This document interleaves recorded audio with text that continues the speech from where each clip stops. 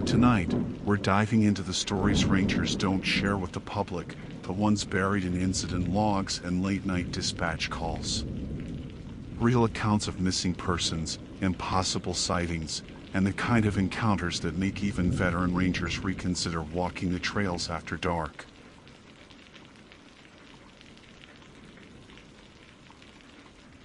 My name is Sylvie Tate, and on the morning this happened, I logged my campsite coordinates like I always do when I'm backpacking alone. I'd picked a quiet clearing near the Hull River in Olympic National Park, tucked between tall Douglas firs and moss-draped maples.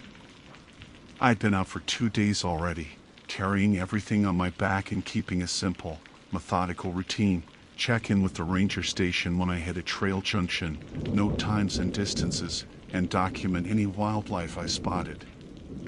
I'm not reckless, and I'm definitely not the type who misplaces gear or forgets where I set things down. What followed wasn't a hallucination or a trick of the light. It was something much simpler, much stranger, and far more uncomfortable to explain, even to myself. That day started normally. I unpacked my tent, set it up at the north edge of the clearing, and laid my small fire pit ring on the opposite side, closer to the river. I cooked oatmeal, filtered water, and studied the map for the next stretch. Nothing unusual. Nothing weird. It was just still, cold forest and the constant whisper of the river. By late morning, I decided to take a short walk to photograph some nurse logs I'd passed the day before. I left my camp exactly as it was, tent facing west, fire pit to the east, backpack leaning against a stump right between them. I remember because I snapped a photo of the setup before leaving, partly to document the spot, partly because the light coming through the branches looked nice. The walk took maybe an hour, and nothing notable happened along the way. No movement in the trees, no voices, no footsteps behind me, no signs of other hikers nearby. When I stepped back into the clearing, I stopped so abruptly that pine needles slid under my boots. My tent was on the wrong side of the campsite. I stood there blinking at it, trying to make sense of the scene. The tent was now sitting near the river, and the fire pit ring had been moved up closer to the tree line. My backpack leaned against a different stump. At first I genuinely thought I'd come into the wrong clearing. There are plenty of similar spaces around the Hull, and it's easy to wander 30 feet off a trail and think you've found your camp again. But when I lifted my phone and opened the photo I'd taken just an hour earlier, the layouts didn't match at all. Same stump. Same trees. Same cluster of mossy boulders. But the tent and pit had swapped sides. I walked over to the tent slowly, my mouth gone dry. The stakes were still tight, still deep. The fly was properly clipped. I checked every corner, every seam. Nothing was disturbed inside either. My sleeping bag was still rolled. My headlamp was still tucked in the pocket. No prints in the soil around the tent except mine. I tried to be rational. Someone could have come by. A hiker messing around. A ranger playing a joke, though I'd never known any ranger who would touch a stranger's gear. Maybe the wind?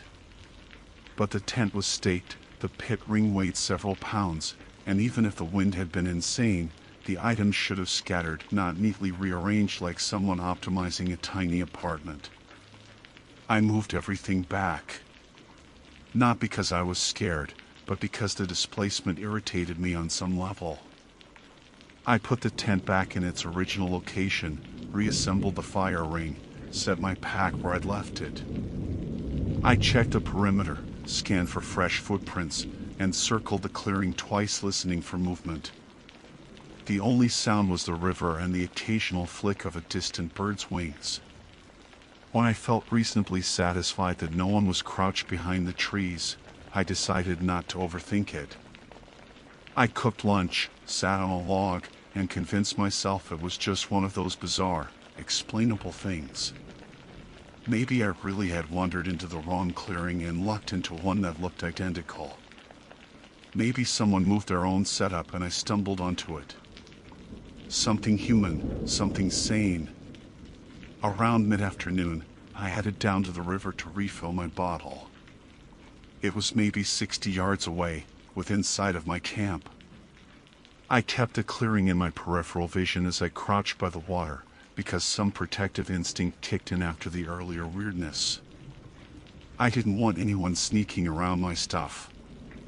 It took less than 4 minutes: filter water, refill, secure cap. When I stood up and turned back toward the clearing, the breath punched out of me so hard my throat burned. My tent and the fire pit had switched places again. Not just slightly shifted. Fully swapped. The tent was once again down by the riverbank, maybe 10 feet away from me. The fire ring sat perfectly positioned near the tree lean. My backpack was leaning on yet another stump one I hadn't touched today. I didn't move. I didn't blink. If someone had been doing this, they would have needed to sprint silently, perform a complicated gear relocation, and vanish into the brush in the exact span of time it took me to kneel at the water. No twigs snapped. No voices. No shadows. Nothing. And the tent was still staked. Still tight. Still perfect. This time, a different thought came to me, one I didn't like. If this was a person messing with me, they weren't doing it to steal anything. They weren't messing with the contents. They were doing it to unsettle me. To see how far they could push me. Which meant they were watching. Watching closely. Watching without leaving any sign of themselves. When I finally forced myself to approach the tent, the air felt weirdly still. As if even the breeze was holding its breath. I crouched down, fingers trembling slightly, and checked the stakes again. The crowd was freshly packed.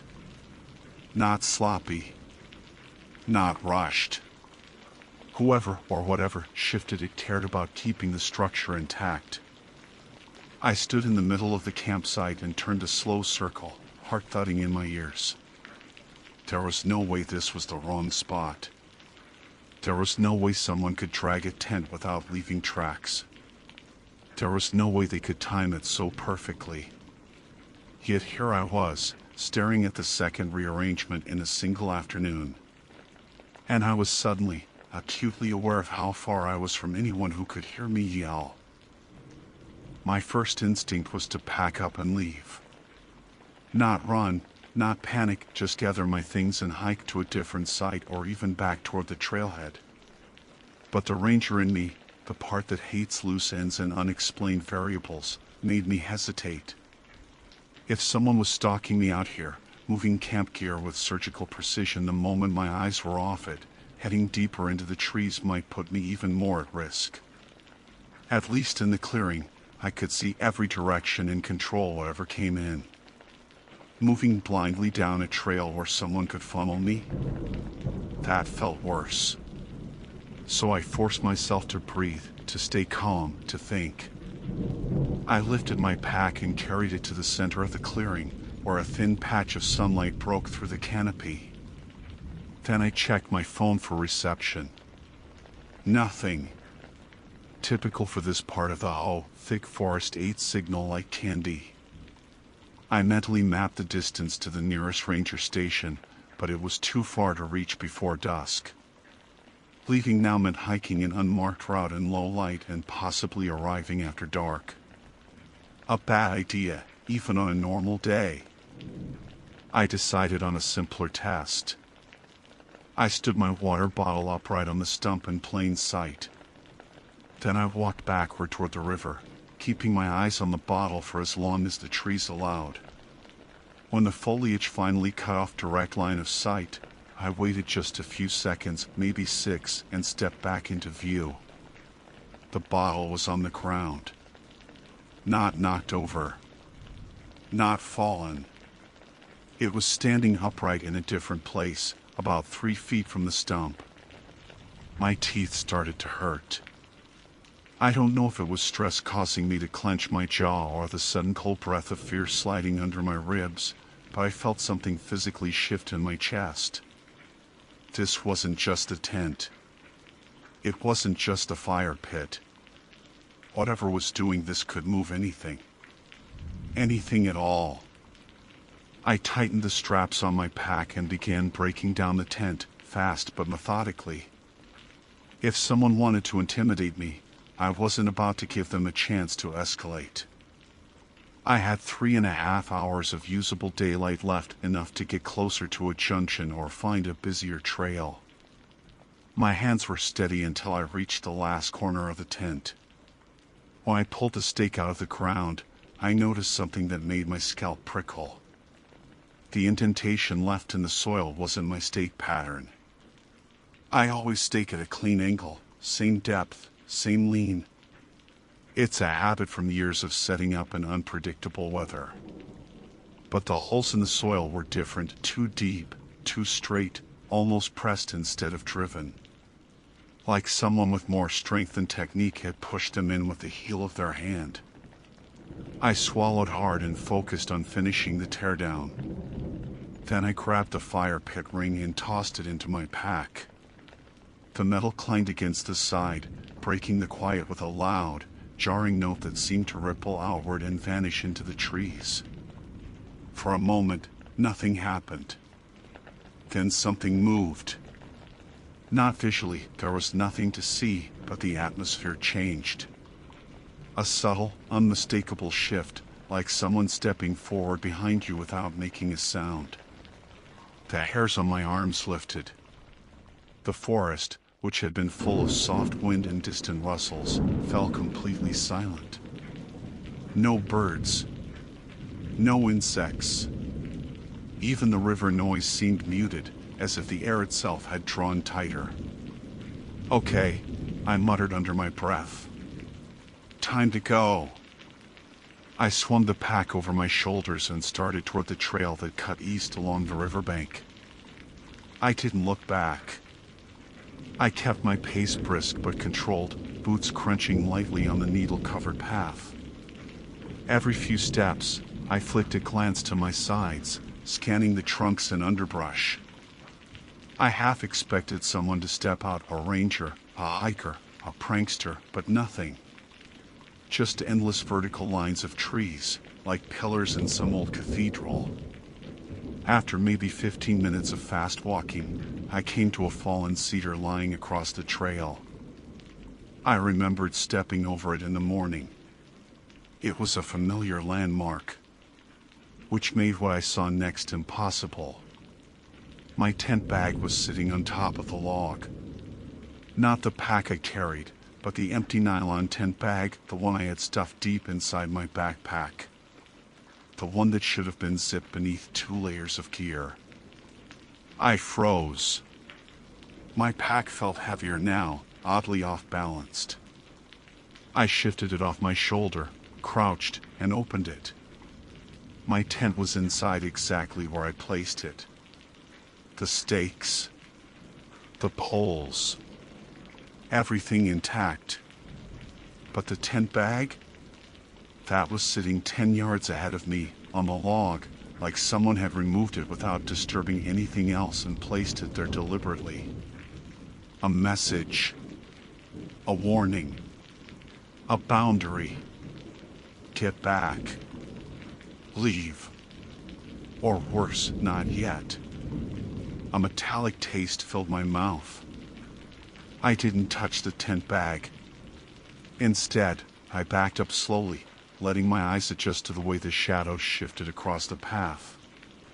The forest was still silent. I could hear my heartbeat louder than the river now. If someone was doing this, they had reached into my pack without me noticing. They had followed me without a sound. They had gotten ahead of me without leaving footprints. I couldn't outrun that. I couldn't outmaneuver that. My brain knew it, but my legs refused to stop trembling. I turned back toward the clearing, not because I wanted to return, but because standing there in the middle of the path made me feel like a pinned animal.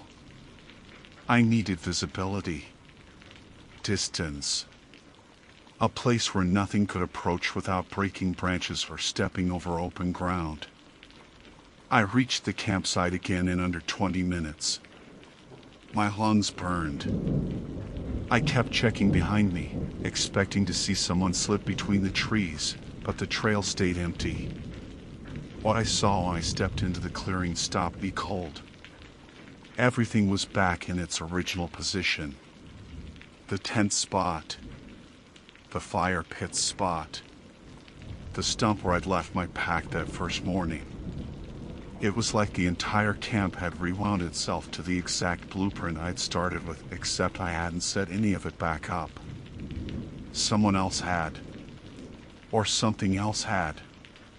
And this time, the precision wasn't perfect. Not frighteningly clean, but intentionally close.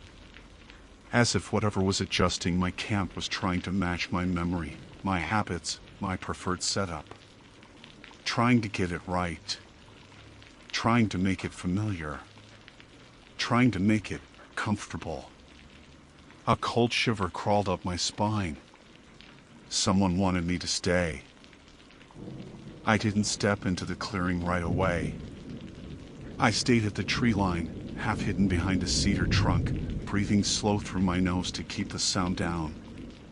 The campsite looked like a stage where someone had tried to recreate my setup after studying a photo for a few seconds. Not wrong, but not right either. The tent's angle was slightly off, rotated maybe 5 degrees west. The fire ring was the same kind of lopsided I fixed earlier, except whoever placed it didn't know I'd straightened it and copied the previous tilt instead. Even the small stones I'd used to line the ring were arranged in familiar clusters. It felt like walking into a replica of my own life. I scanned for footprints, even faint ones. Nothing. The dry fir needles held impressions well, and still nothing. The ground around the campsite looked untouched except for my own tracks. My throat tightened. This wasn't random harassment. It wasn't chaotic. It had a pattern, an intention. Something had watched me long enough to imitate me. Something had followed me, walked beside me, moved around me, without leaving a trace. I forced myself out from behind the cedar. Standing still at the edge of the clearing felt worse, like prey frozen in the open. At least if I moved, I could keep control over my distance and direction. I walked directly to the tent, not touching it yet, just studying the seams, the fabric, the angle. Every detail confirmed the same unsettling truth. Someone had set all this up after I'd taken it down. Backwards. Out of order. With perfect strength but incomplete understanding. The zipper tab on the tent door lay flat, pointing north. I always leave it facing east to avoid the morning condensation that collects along one corner. It was such a tiny thing, but in the context of everything else, it felt enormous. They weren't guessing. They were learning. I opened the tent slowly. My sleeping bag was unrolled. Perfectly centered. With the zipper half open, exactly the way I do it when I'm about to climb inside. My skin crawled so sharply it felt like needles were pushing through. Someone had been inside my tent, inside my shelter, handling the gear that would be inches from my skin at night. The thought of them leaning over the bag, trying to place it right, trying to mimic the way I sleep, made my stomach flip. I backed out immediately and zipped the tent shut. I didn't want to see more. I didn't want to give them any indication I'd noticed the details. If they were watching me, and I was sure now that they were, I couldn't let them read my fear. I walked to the fire pit next. The ash looked the same color as before, but when I knelt down and brushed my fingertips across the stones, A faint warmth radiated from them. Not hot like a fresh fire. Not even warm enough to see steam or smoke. But warm enough to confirm someone had touched them recently. Minutes ago. Maybe seconds. And the forest was still dead silent. Suspiciously silent. I stood up, tightening the hip belt on my pack until it dug into my sides.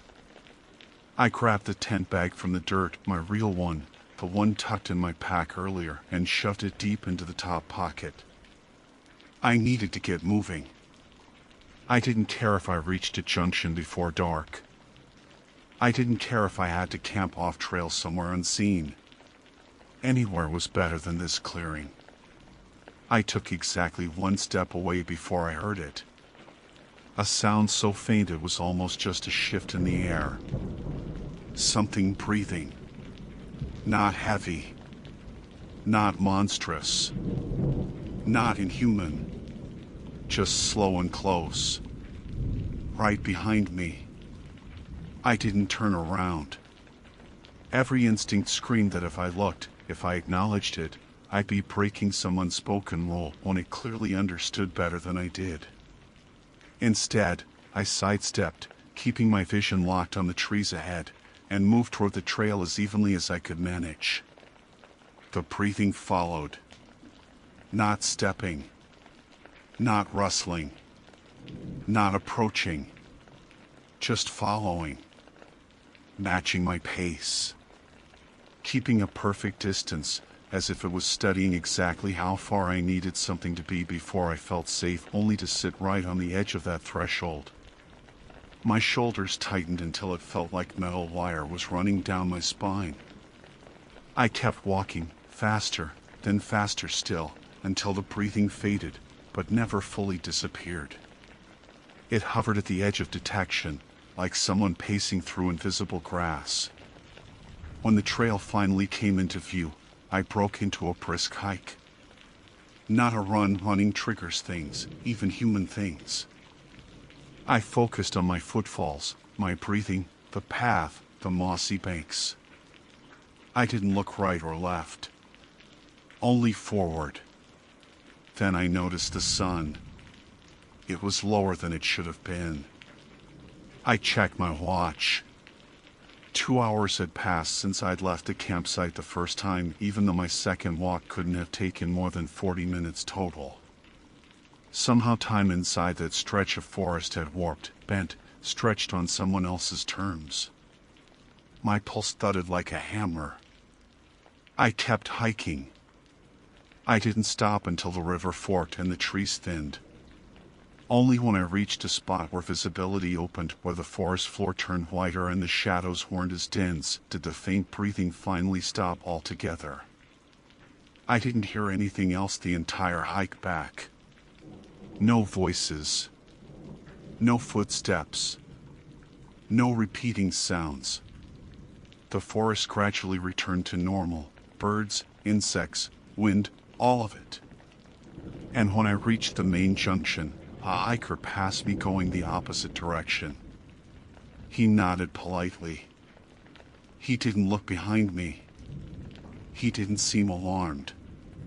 He didn't ask if I was okay, which comforted me for exactly 2 seconds until he called over his shoulder. "Your camp's back that way, right? I saw it earlier. Nice setup. Really organized." I froze. He hadn't come from my clearing. He'd come from a different direction entirely. A place I had never camped. A place where no ranger had authorized any site.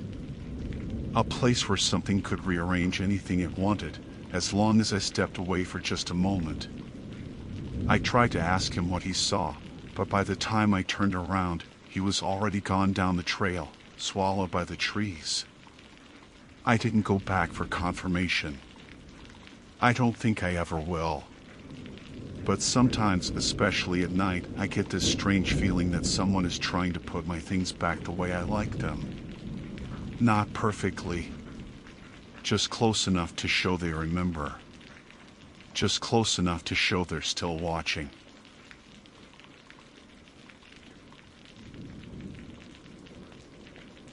My name is Brent Arden, and on the afternoon of July 18th, I began my hike along the I Sierra Trail with the intention of covering only a few miles before nightfall.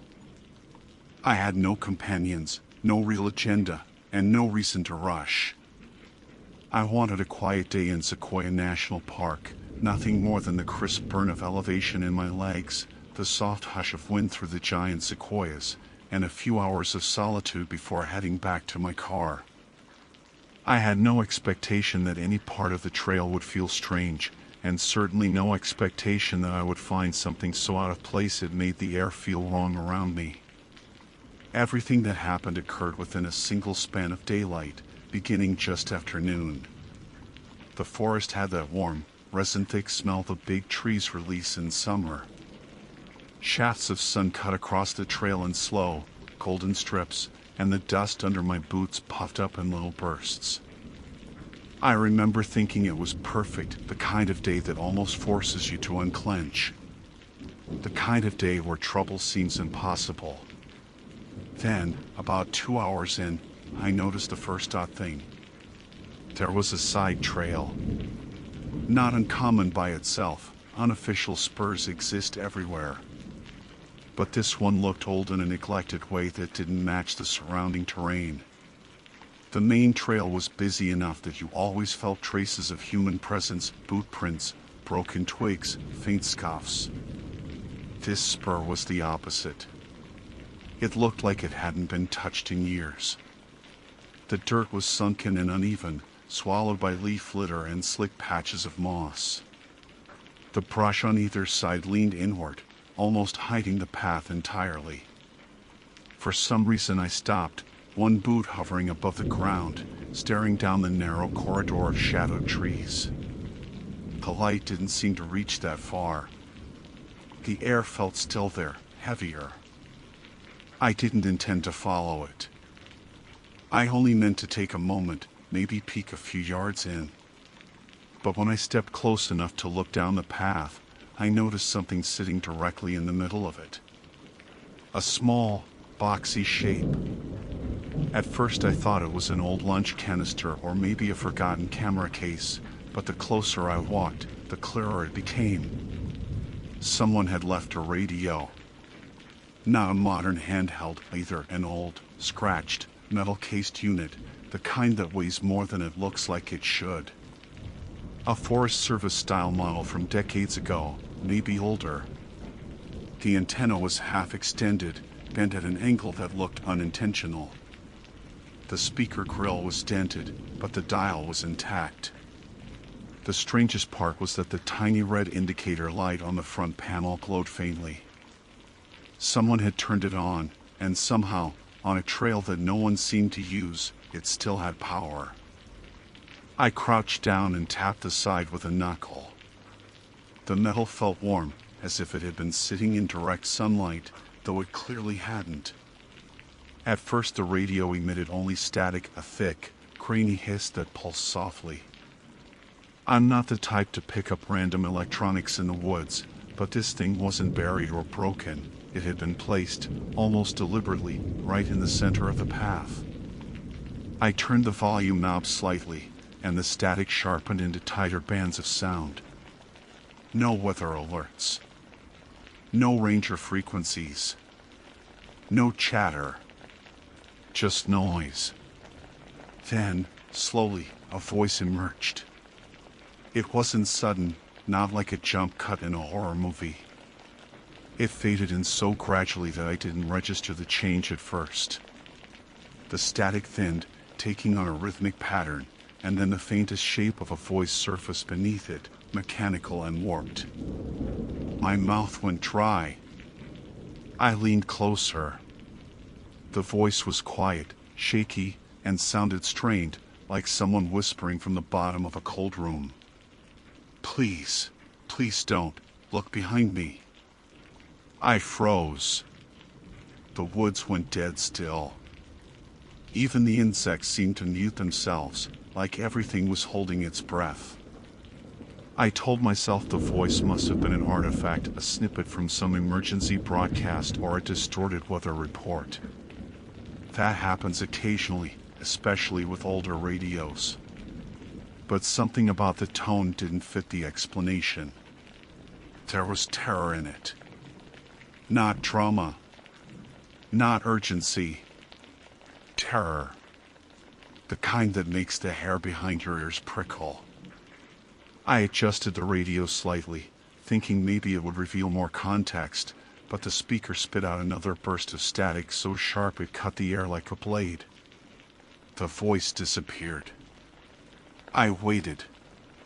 Nothing. Only the soft feedback hiss remained. I told myself to leave it where it lay. I even stood up, brushing dirt off my knee, ready to turn back to the main trail. But I noticed something that tightened my throat. The dust around the radio wasn't undisturbed. There were footprints. Only one set. Deep, consistent, adult-sized. They led straight up the abandoned spur from somewhere deeper in the woods. They approached the radio, stopped, turned once, then ended. No prints beyond that final turn. No return prints. Just a clean, abrupt stop. I felt that strange, irrational pressure behind my ribs, like being watched, but without any sensation of eyes. The sun hadn't changed, but the forest felt dimmer. Heavier. I knew I shouldn't follow those footprints. I knew I shouldn't touch that radio. And yet the moment I stepped away, the static spiked, loud enough to make me flinch, then dropped into clear, unmistakable speech. "Don't leave me here." The voice cracked mid-sentence, muffled as if speaking through fabric. I didn't breathe. "Please, someone's behind me." The transmission cut out entirely. That was the moment I picked up the radio. The weight of the radio surprised me. It felt denser than its size should allow, like the internals were packed with old batteries or outdated components no one used anymore. The metal casing was warm enough that I almost pulled my hand back, but not uncomfortably so, more like something that had been powered on for a long time. A faint vibration pulsed through it, rhythmic and steady, but not mechanical. Almost like a heartbeat, which made no sense and only unsettled me more. I told myself it was just the hum of old circuitry. I told myself a lot of things that afternoon. I held it up to my ear, listening for another transmission. Only static. The normal kind this time, no voice buried beneath it. The air had shifted slightly, warmer but still somehow heavy. I scanned the spur trail ahead, noticing how the trees leaned inward more dramatically the farther it went. It didn't feel like a place people walked into and came back from. But the footprints, those deep, solitary prints, pointed only in one direction. Whoever left them had walked deeper in. I wish I could say I acted logically, but in truth, my decision came from a mix of unease and a kind of moral pressure I can't fully justify. Someone had left a radio broadcasting a plea. Someone might have needed help. I couldn't shake the thought. So, gripping the dented casing tightly in my left hand, I stepped past the spot where it had been placed and followed the footprints. The spur narrowed quickly. Ferns brushed against my shins, damp and cold. The canopy above thickened, filtering out the sunlight in a way that made the air look dusted with green. For a few minutes the trail descended gently, the print steady and clear in the soft dirt. Then the terrain changed, less soil, more exposed rock and root. The prints grew shallower until they simply vanished at a patch of granite. I crouched and ran a finger over the stone, half expecting to find faint traces, but there was nothing. No scuffs. No soil displacement. No departure prints. Whoever had been walking had just stopped here. I lifted the radio again, and as if responding to my movement, the static shifted. Not words this time, but a single, low-frequency click. Then another. Then a sequence of them, spaced evenly apart. They weren't random. The timing felt deliberate, almost like Morse code, though I didn't recognize any pattern. I held the radio tighter, trying to interpret the rhythm. It wasn't SOS. At least, not any version I knew. But it was too regular to dismiss as interference. A breeze stirred through the trees then, the first in nearly 20 minutes.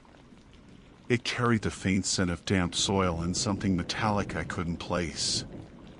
The sound of branches moving overhead felt strangely distant, like I was listening from underwater. I shook my head to clear the sensation. The breeze died instantly. Too instantly. That metallic scent lingered though, and I tasted it at the back of my tongue as I straightened up.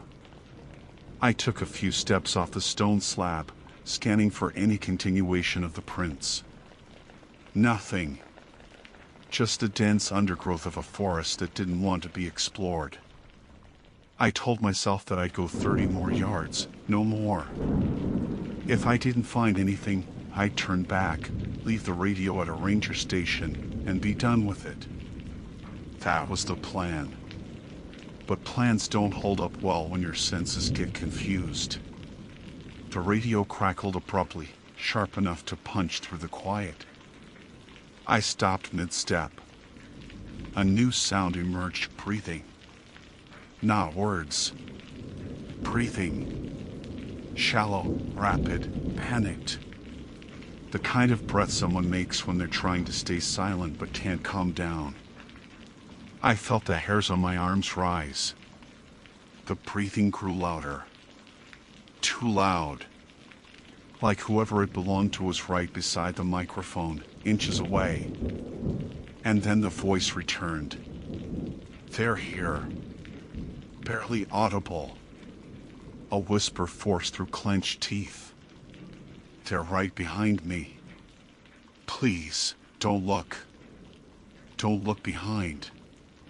Static exploded, drowning the sentence before it finished.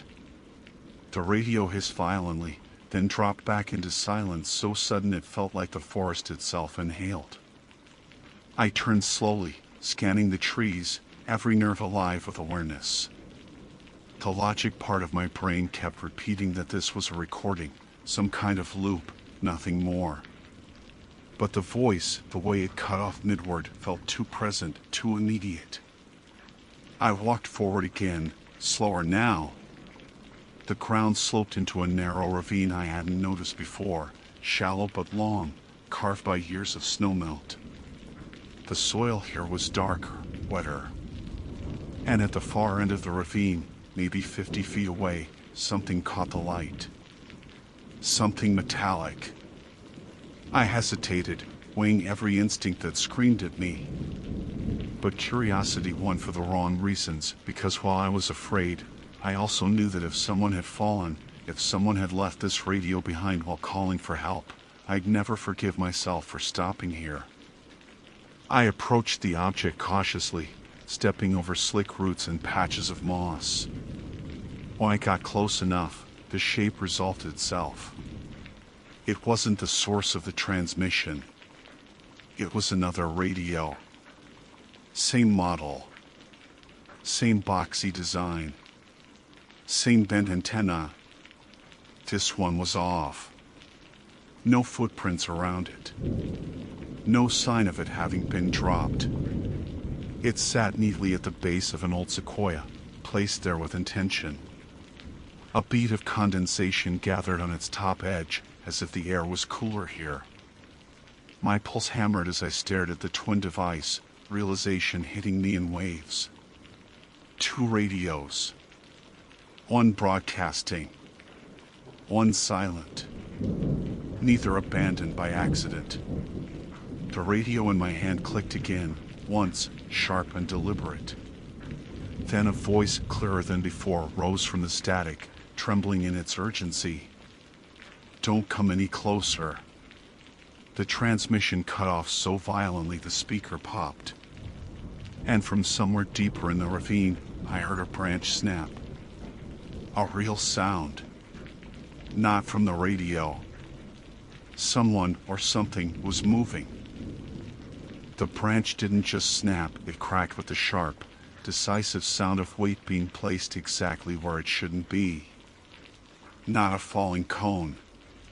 Not an animal brushing past a limb. Something stepped on it. I jerked my head toward the direction of the sound, heart thumping so hard it felt like the vibration shook the radio in my hand. The ravine twisted left, the undergrowth dense enough that whatever was there remained hidden. I waited for another sound, any sign of movement, but the forest returned to its unnatural stillness, the air thick and unmoving. I crouched instantly, almost without thought, every instinct screaming to make myself smaller. My fingers tightened around the warm metal casing until they hurt.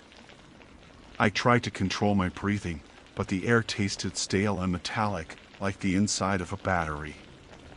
The silence pushed into my ears, pressing harder with each heartbeat. The radio hissed softly, the static thin this time, almost fragile. I didn't dare adjust the dial. I didn't dare lift it closer to my ear. I held completely still, waiting, listening. The silence stretched, warped by tension until it felt like it could snap in half. Then a new sound drifted through the trees. A voice. Not through the radio. Faint, distant, but human. Hello? The word came from the far side of the ravine, muted but unmistakable. A man's voice. Calm. Too calm. If someone had been begging for help moments earlier, this wasn't the same tone. This voice carried no panic. Just a neutral call, like someone searching for a stray dog. Hello, it repeated, identical in pitch and cadence, as though the person had rehearsed it or was reading from a prompt. I stayed crouched, breath trapped in my throat. Something about that voice felt wrong. It wasn't the sound itself, it was the placement. The call didn't echo naturally. It landed flat, absorbed into the trees like the air didn't want to carry it. The radio clicked in my hand. A voice whispered through its speaker, trembling and hurting. Don't answer. I nearly dropped the device. The whisper continued, the words difficult to make out through the static, but I understood enough. It's not someone calling you. The man's voice called out again. Hello? Sir? You're trespassing on restricted land. I need you to come out where I can see you. He sounded closer this time. I sank further into the bend of a fallen branch, pulse roaring in my ears. The part of me that knew the park, knew ranger protocol, knew radio etiquette, all of it rejected that voice. Rangers don't talk like that. They identify themselves. They don't demand someone come out. They ask if you're injured. They ask if you're lost. Their tone is controlled but human, textured. This voice was clean around the edges. Too smooth. Like a recording played live. Sir, it called, closer still. I know you're there. The radio hissed violently, a distorted shriek of static. I flinched. When it quieted, the whisper bled through again, panicked and breaking. Please, please don't look. Not behind them. Behind me. My stomach turned cold. I didn't want to. Every nerve in my body rebelled at the idea. But fear has a strange logic. When something tells you not to look, your mind claws for confirmation, terrified of the unknown more than the truth. I rotated my head a few degrees. Not a full turn. Just enough. The forest behind me looked unchanged, towering trunks, uneven soil, ferns trembling slightly. I scanned between the trees, slow, careful, my heartbeat thudding against my skull. Nothing. Then the voice, much closer now, echoed across the narrow ravine. Pran. I stopped breathing. It said my name. No one knew I had taken this spur trail. No one even knew I decided to stop here. I hadn't seen anyone on the High Sierra Trail since noon. The whisper on the radio dissolved into sobs, faint but unmistakable. Not cries of pain, but despair, like someone who had been trapped in their fear for far too long. Please, the whisper begged. Don't let it see you. Please. Branches rustled. Leaves shifted. Slow footsteps crunched the soil on the far side of the ravine. The shape moved between trees, still obscured by shadow, but large enough to disturb the undergrowth in steady, deliberate intervals. The thing, whatever it was, stopped behind a stand of sequoias. I couldn't see it, but I didn't need to. The silence it created pressed outward like heat haze, warping the air around the trunks. Then it spoke again, using my voice. Pren, it said, perfectly, down to the breath pattern, come here. The forest didn't echo it. The sound landed wrong, as if the air resisted carrying it. I felt my throat tighten as panic surged. My mind scrambled for a plan, any plan. The main trail wasn't far, maybe 15 minutes if I moved quickly. But if I broke from cover now, whatever stood behind those trees would see me instantly. The ravine wasn't deep, but climbing up fast would make enough noise to draw everything nearby. The radio clicked once more. The whisper came through with finality, like someone who had made peace with the truth long before I arrived. It's using me. My voice. My words. Please, please go. Then, abruptly, the static died. The radio went dark. The small red indicator light blinked once, dimming, then vanished completely. The silence that followed was suffocating. I waited only a second longer. Just enough to feel the weight of what was about to happen if I stayed. Then I crouched lower, shifted my feet silently, and began moving backward, slow, controlled, the radio clutched to my chest. I didn't look toward the trees where the thing stood. I didn't respond when it spoke again, now mimicking the neutral ranger's tone. Sir. Stop. I kept moving. 10 feet. 15. 20. My lungs burned, begging to breathe faster, but I forced each inhale into something silent. When the ravine finally curved enough to break line of sight, I rose and ran. I don't remember the sprint back to the main trail. I don't remember the terrain or the sunlight through the branches. I only remember bursting onto the High Sierra Trail, nearly collapsing, and not hearing anything behind me. I dropped the radio on the ranger station desk at dusk. When the ranger examined it, the first thing he said chilled me more than anything in the ravine. This model hasn't worked in years, he said. There's no battery. And the speaker isn't connected. Then he added something I still can't get out of my mind. There's a recording coil in here, though. Old style. Looks like it captured something recently. He paused, turning it over. But there's nothing on it now. I didn't tell him the part that haunts me every night since that the last voice on the line, the one begging me to run, the one trapped somewhere deeper in that ravine. It sounded exactly like me.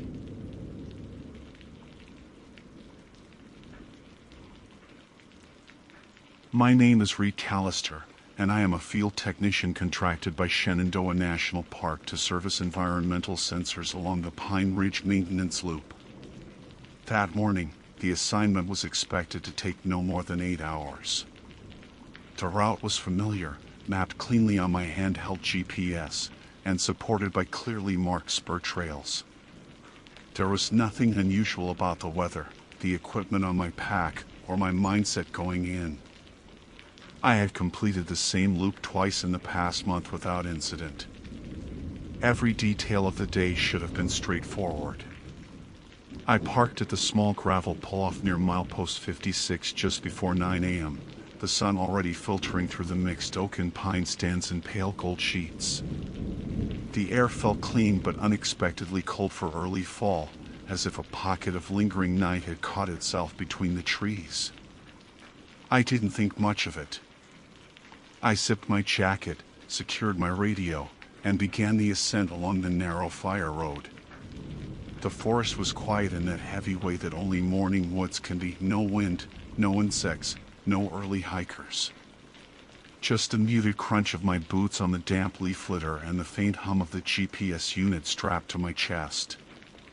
The first 2 sensor stations checked out normally.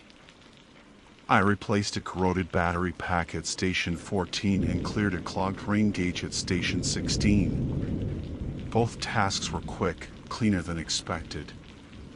At 10:40 a.m., I sent a check-in through my radio, standard protocol, and continued along the ridge towards station 17. The trail narrowed into a weaving corridor of tall white pines. Their trunks rose in perfectly spaced columns, straight and pale, like ribs.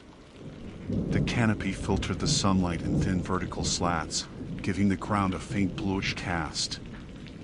I had walked this stretch at least a dozen times, but something about the light made the space feel subtly altered, like I had entered a section of the forest that wasn't entirely awake yet.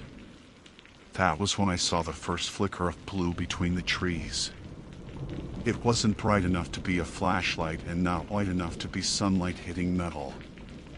It moved low to the ground, no more than 2 feet up, gliding in a slow horizontal path parallel to the trail. My first thought was that it had to be a reflection from my GPS screen or a trick of light bouncing off its protective casing. I lifted the unit, tilted it, and watched the display pulse faintly. But when I lowered it again, the blue shimmer was still drifting just beyond the nearest trees, threading itself in and out of the trunks like something weaving through a loom. I stopped walking. The forest was silent again, so silent I could hear the settling of pine needles. The blue light paused behind a thick trunk, then blinked out entirely. I waited, barely breathing. Nothing moved. I told myself it had to be a hiker with a phone screen, or maybe a kid with one of those solar lantern toys. But the light had been too even and too steady, no wavering, no bobbing. And it had kept perfectly parallel to the ground, like it was following the contour of the forest floor rather than someone's step. I pushed on. My pace quickened without meaning to. It felt childish to be spooked, but a small instinct in the back of my mind tugged tight like a warning string. I found myself glancing sideways more often than forward. Every time I did, I expected to see the blue gleam return. By the time I reached station 17, my nerves felt strung thin. The sensor was mounted on a small aluminum post near a fallen pine, half hidden by thick clusters of ferns. I crouched, unlatched the casing, and immediately noticed the interior temperature reading had spiked overnight, far higher than the ambient temperature around it. That shouldn't have been possible. The internal electronics were insulated and controlled to prevent that sort of fluctuation. As I documented the anomaly, movement caught my eye again. A second light, distinct this time, slid between the pines about 20 yards away. It moved with the same smooth, low motion as the first. This one was brighter, almost the color of a gas stove flame. It wasn't drifting randomly either. It seemed to be mapping a line, following an invisible curve across the forest floor. I stood up slowly. The light stopped mid-motion, hovering beside a pine trunk in a narrow, steady glow. I didn't hear footsteps. I didn't hear breathing or gear shifting. Nothing rattled or snapped. The forest was still empty except for me. I clicked my radio. Base, this is Callister. Do we have any hikers reported in this zone today? Anyone conducting a survey with portable lights? The radio responded with static for a moment, then a faint voice, negative. Ridge Loop is clear. No scheduled teams. Why? The rest of the message warped into fuzz. A crackling hiss swallowed the transmission, loud enough that I pulled the radio away from my ear. The static carried a faint undertone, something rhythmic, like faint tapping or clicking. I shook the unit, checked the antenna, and tried again. Nothing but the same layered static. When I looked back toward the trees, the light was gone. A prickling sensation ran across my arms. My logical brain shoved through the unease. Maybe it was an unregistered hiker with a personal beacon, or a metal reflection from wildlife researchers farther downslope. But low-level blue light? With motion that deliberate? I forced myself to continue the loop. The forest seemed dimmer now, as if the sunlight had retreated. Pines tightened on either side, growing taller, straighter, more uniform. I began to notice they were spaced almost mathematically evenly, like a plantation grid, though I knew this section wasn't managed that way. Then the light returned to two of them now, moving in slow arcs through the pines, always low to the ground, always just far enough to keep details hidden. They weren't random. They weren't wandering. They were tracking. Not ahead of me. Beside me. And always exactly parallel to my position on the trail, matching my pace as though they were pacing me deliberately. A cold weight settled in my gut. I tried the radio again. Only static answered. By noon, the lights had drawn closer. Close enough that I could see their edges sharpen into distinct spheres no larger than golf balls, each one glowing an even blue as they glided through the underbrush without disturbing a single leaf. That was the moment I finally admitted something was wrong, deeply wrong, and that I might not finish the loop before whatever those things were decided to close the rest of the distance. The closer the lights drifted, the more I realized they weren't floating at random heights. They stayed precisely aligned with the contour of the forest floor. If there was a rise of 6 inches, the lights rose 6 inches. If there was a shallow dip, they matched it perfectly, moving like something that understood the terrain far more intimately than I did. They also never touched anything. Not a branch, not a fern, not a fallen log. They navigated every obstacle with physical awareness, but no visible source, no body, no mechanism, no sound. My walk shifted into a fast, careful hike, boots pressing deeper into the soft pine duff. Every few seconds I turned my head to the right, then the left, tracking the lights as they traced tight arcs through the vegetation. At times they disappeared behind trunks, staying hidden for unnervingly long periods before sliding back into view. Once, one of them paused behind a pine no thicker than my forearm, and for a brief moment, I saw a faint reflection of the blue glow on the bark, as if the light had a solid presence. That detail set my nerves on fire. Light without a source isn't supposed to reflect. A gust of cold air rolled down the ridge. The temperature dropped quickly enough to fog my breath. I checked my watch, 12:23 p.m. It shouldn't have been this cold. Not today, not at this elevation. I tried the radio again. Static. I looked up at the canopy and saw the treetops sway as though something large had just moved through the upper branches. But the forest floor remained perfectly still. I reminded myself that people panic in the woods over things that end up being nothing. Light can play tricks through branches. I'd seen atmospheric distortions, reflections from instruments, even mineral glints. But two independent lights pacing me along a 100-yard stretch of ridge? That wasn't a trick. As I pushed forward, the trail curved along a mild downslope. The pines gave way to a thicker, denser underlayer of rhododendron. Their waxy leaves created dark tunnels where almost no sunlight penetrated. This was the part of the loop I disliked most, a corridor that always felt too quiet, too enclosed. No one who works the park likes rhododendron thickets. They swallow sound and distort distance, and once you enter them, even a familiar route feels slightly wrong. The lights didn't enter the rhododendron immediately. They paused at the edge, hovering like they were waiting to see if I'd keep going. Then, as I passed deeper into the green tunnel, they slipped in after me, weaving through dense branches that should have slowed anything larger than a raccoon. They didn't slow at all. I felt pressure building behind my sternum. Not panic exactly. Something more controlled, more focused.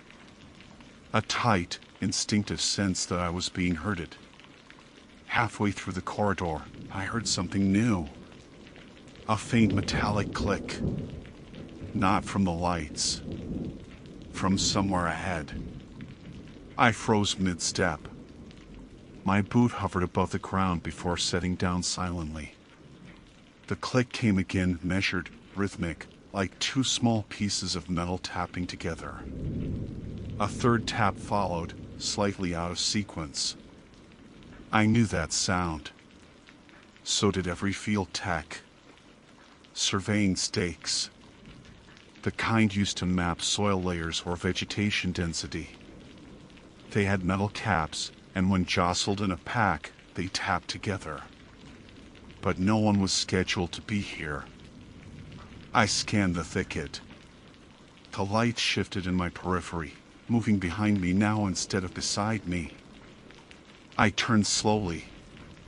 The corridor behind me glowed faintly blue from their steady pulse.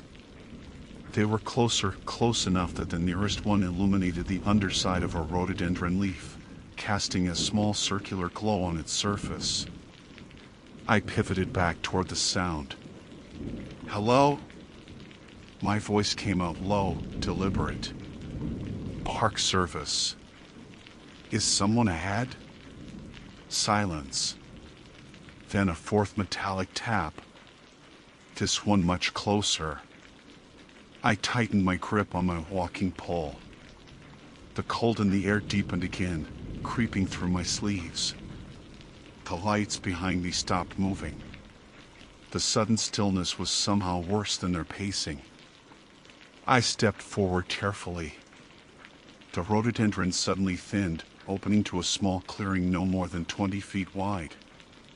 Pine needles carpeted the ground in a perfect oval, almost too smooth, too clean, like the space had been swept. At the far side of the clearing was a human figure. My lungs clenched before I could control the reaction. But then my rational brain kicked in. It wasn't a person. Just a shadow cast by a branch that happened to fall in the right shape. I blinked hard, refocusing. And the shadow straightened by half an inch. I stumbled back a step. The lights behind me blinked brighter for a second, then dimmed. The figure didn't move again. I stared at it long enough to determine the proportions weren't quite right. The head was too narrow, the shoulders too uneven, the limbs too straight. It was probably a remnant of an old marker post or survey frame. But the moment I reached that conclusion, a breeze moved through the clearing, and the figure shifted again, this time unmistakably, like someone adjusting their stance. A rustle came from the ground to my right. I jerked my flashlight toward the sound. Nothing moved. But when I turned back, the figure in the clearing was gone. Not moved. Gone. I walked backward until my pack brushed the rhododendron behind me. The lights on either side had crept into the clearing now, forming two faint blue glows that hovered low, illuminating the pine needles like tiny lanterns. Then the radio crackled. Not static. Not tapping. A voice. Callister. I froze solid. The voice wasn't from bass. It wasn't the clipped tone of a ranger. It wasn't any voice I recognized. It was breathy, sluggish, as if spoken through a thick fabric. The radio hissed again. Wrong way. My pulse jumped. Identify yourself. Who is this? Only static answered. Then the lights flared again, sharper, brighter, angling toward the left side of the clearing. Not guiding. Warning. I took a step back into the rhododendron, and that was when I heard footsteps, slow, careful, measured, coming from the exact direction the lights had illuminated. Someone or something was walking toward me with deliberate intent. The footsteps grew clearer, each one pressing softly into the pine needles like someone trying very hard not to be heard. The rhythm was too even to be an animal. Too controlled. Whoever it was, they moved with a familiarity to the terrain that made my skin tighten. The blue lights hovered on either side of the clearing like they were holding their positions, waiting to see what I would do. I eased back one more step. The rhododendron branches brushed my pack. A twig snapped beneath my heel, quiet, but sharp enough to echo. The footsteps ahead stopped instantly. The clearing became a vacuum. Even the breeze died. Every pine needle held still. Then the footsteps reversed direction. Not toward me now, toward the right, circling, repositioning in a wide, deliberate arc. Someone was flanking me. I didn't think. I turned and pushed into the rhododendron, careful but quick, letting the thick branches swallow me. The blue lights drifted after me, slipping between leaves with absurd precision. They didn't illuminate far ahead, but they were enough to keep me oriented. I angled toward where I knew the trail should reconnect with the main ridge, maybe 400 yards, maybe a little more.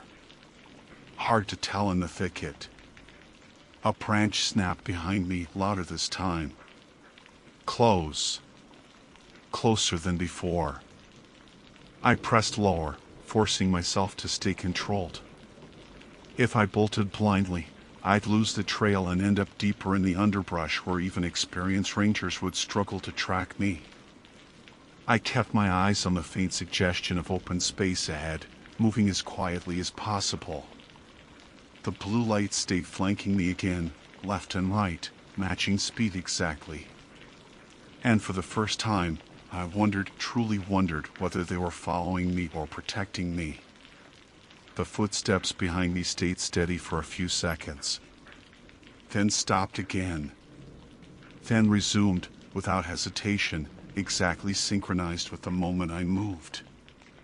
Whoever was trailing me wasn't trying to chase me.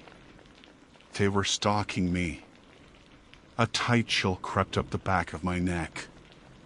My mind tried to calculate possibilities: illegal poacher, lost hiker in distress behaving erratically, someone hiding activity they didn't want discovered.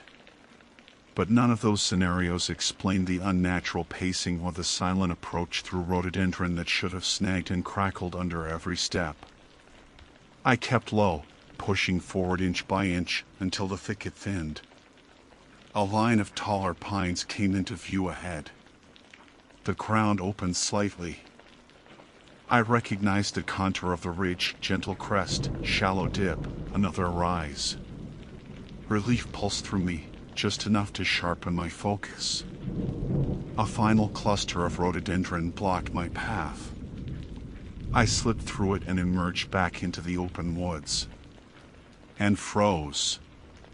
The blue lights were already here. Both of them hovered in the center of the clearing ahead, aligned perfectly with each other, glowing brighter than they had all day. They pulsed twice softly, almost impatiently, as if waiting for my next move. Behind me, a branch cracked. Not loud. Controlled. I stepped toward the lights, forcing myself to trust that their behavior was consistent. They kept their distance, tracked the terrain, anticipated movement. Whatever they weren't a threat. At least not the immediate one. But the figure following me, that was real. That was flesh and blood. I continued forward until I reached the crest of the ridge. From here, the trail dipped toward the next sensor station. If I could reach Station 18, I could access the emergency beacon inside the equipment case. My radio hissed again. Callister, left. The voice was more strained now, as if pushed through interference. Not bass. Not any ranger. A human voice, but distorted, dampened. I whipped my head left instinctively, and saw nothing. But the blue lights drifted left as well. Both of them. Not sweeping. Not wandering. Pointing. I swallowed, breath trembling in and out of my lungs. There was a narrow slope on that side of the ridge, barely visible between the trees. A faint game trail cut across it. I didn't want to leave the main route, but the lights hovered insistently, and the footsteps behind me sounded again, closer now, no more than 15 feet away. That was enough to force the choice.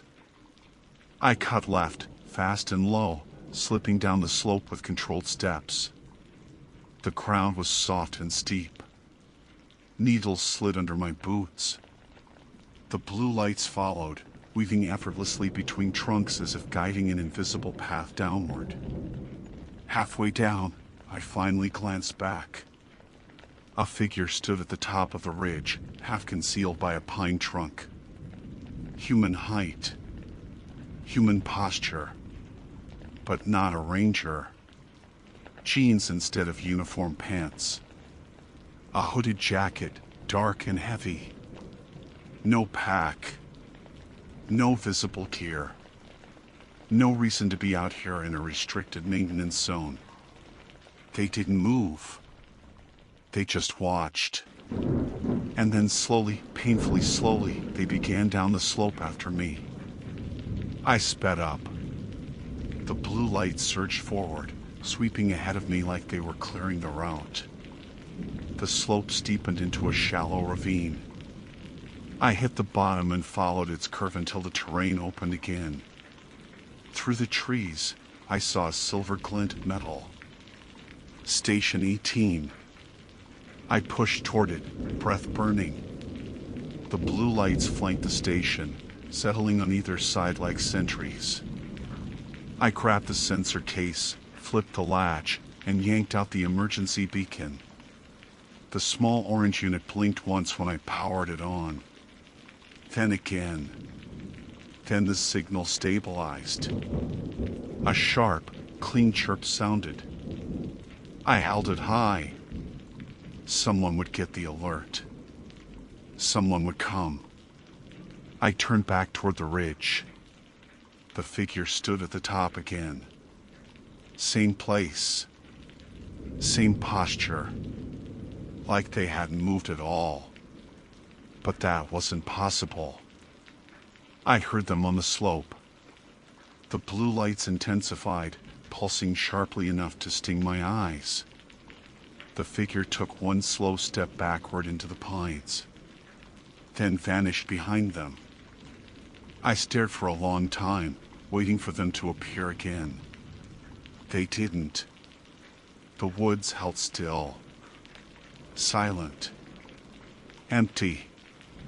By the time the ranger team reached me 2 hours later, I was still gripping the beacon. I tried to explain what I'd seen, but the lights were gone, and the ridge was empty, and the underbrush showed no tracks heavier than deer prints. Not a single human footprint. Not even mine where they should have been deep in soft soil. But one thing the rangers couldn't explain was the sensor readings. Stations 14 through 18 had recorded a localized heat spike between 11:51 a.m. and 12:47 p.m. A perfect moving line, matching my route exactly. But the heat signature didn't register at human height. It registered 20 inches above the ground, exactly where the blue lights had been.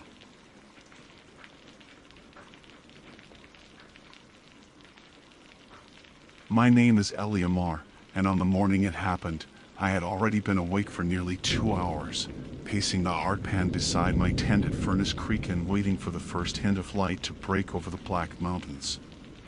That morning was supposed to mark the start of a personal project I'd been planning for 5 months, a full day, solo documentation of thermal distortion and low-angle light patterns along Badwater Basin.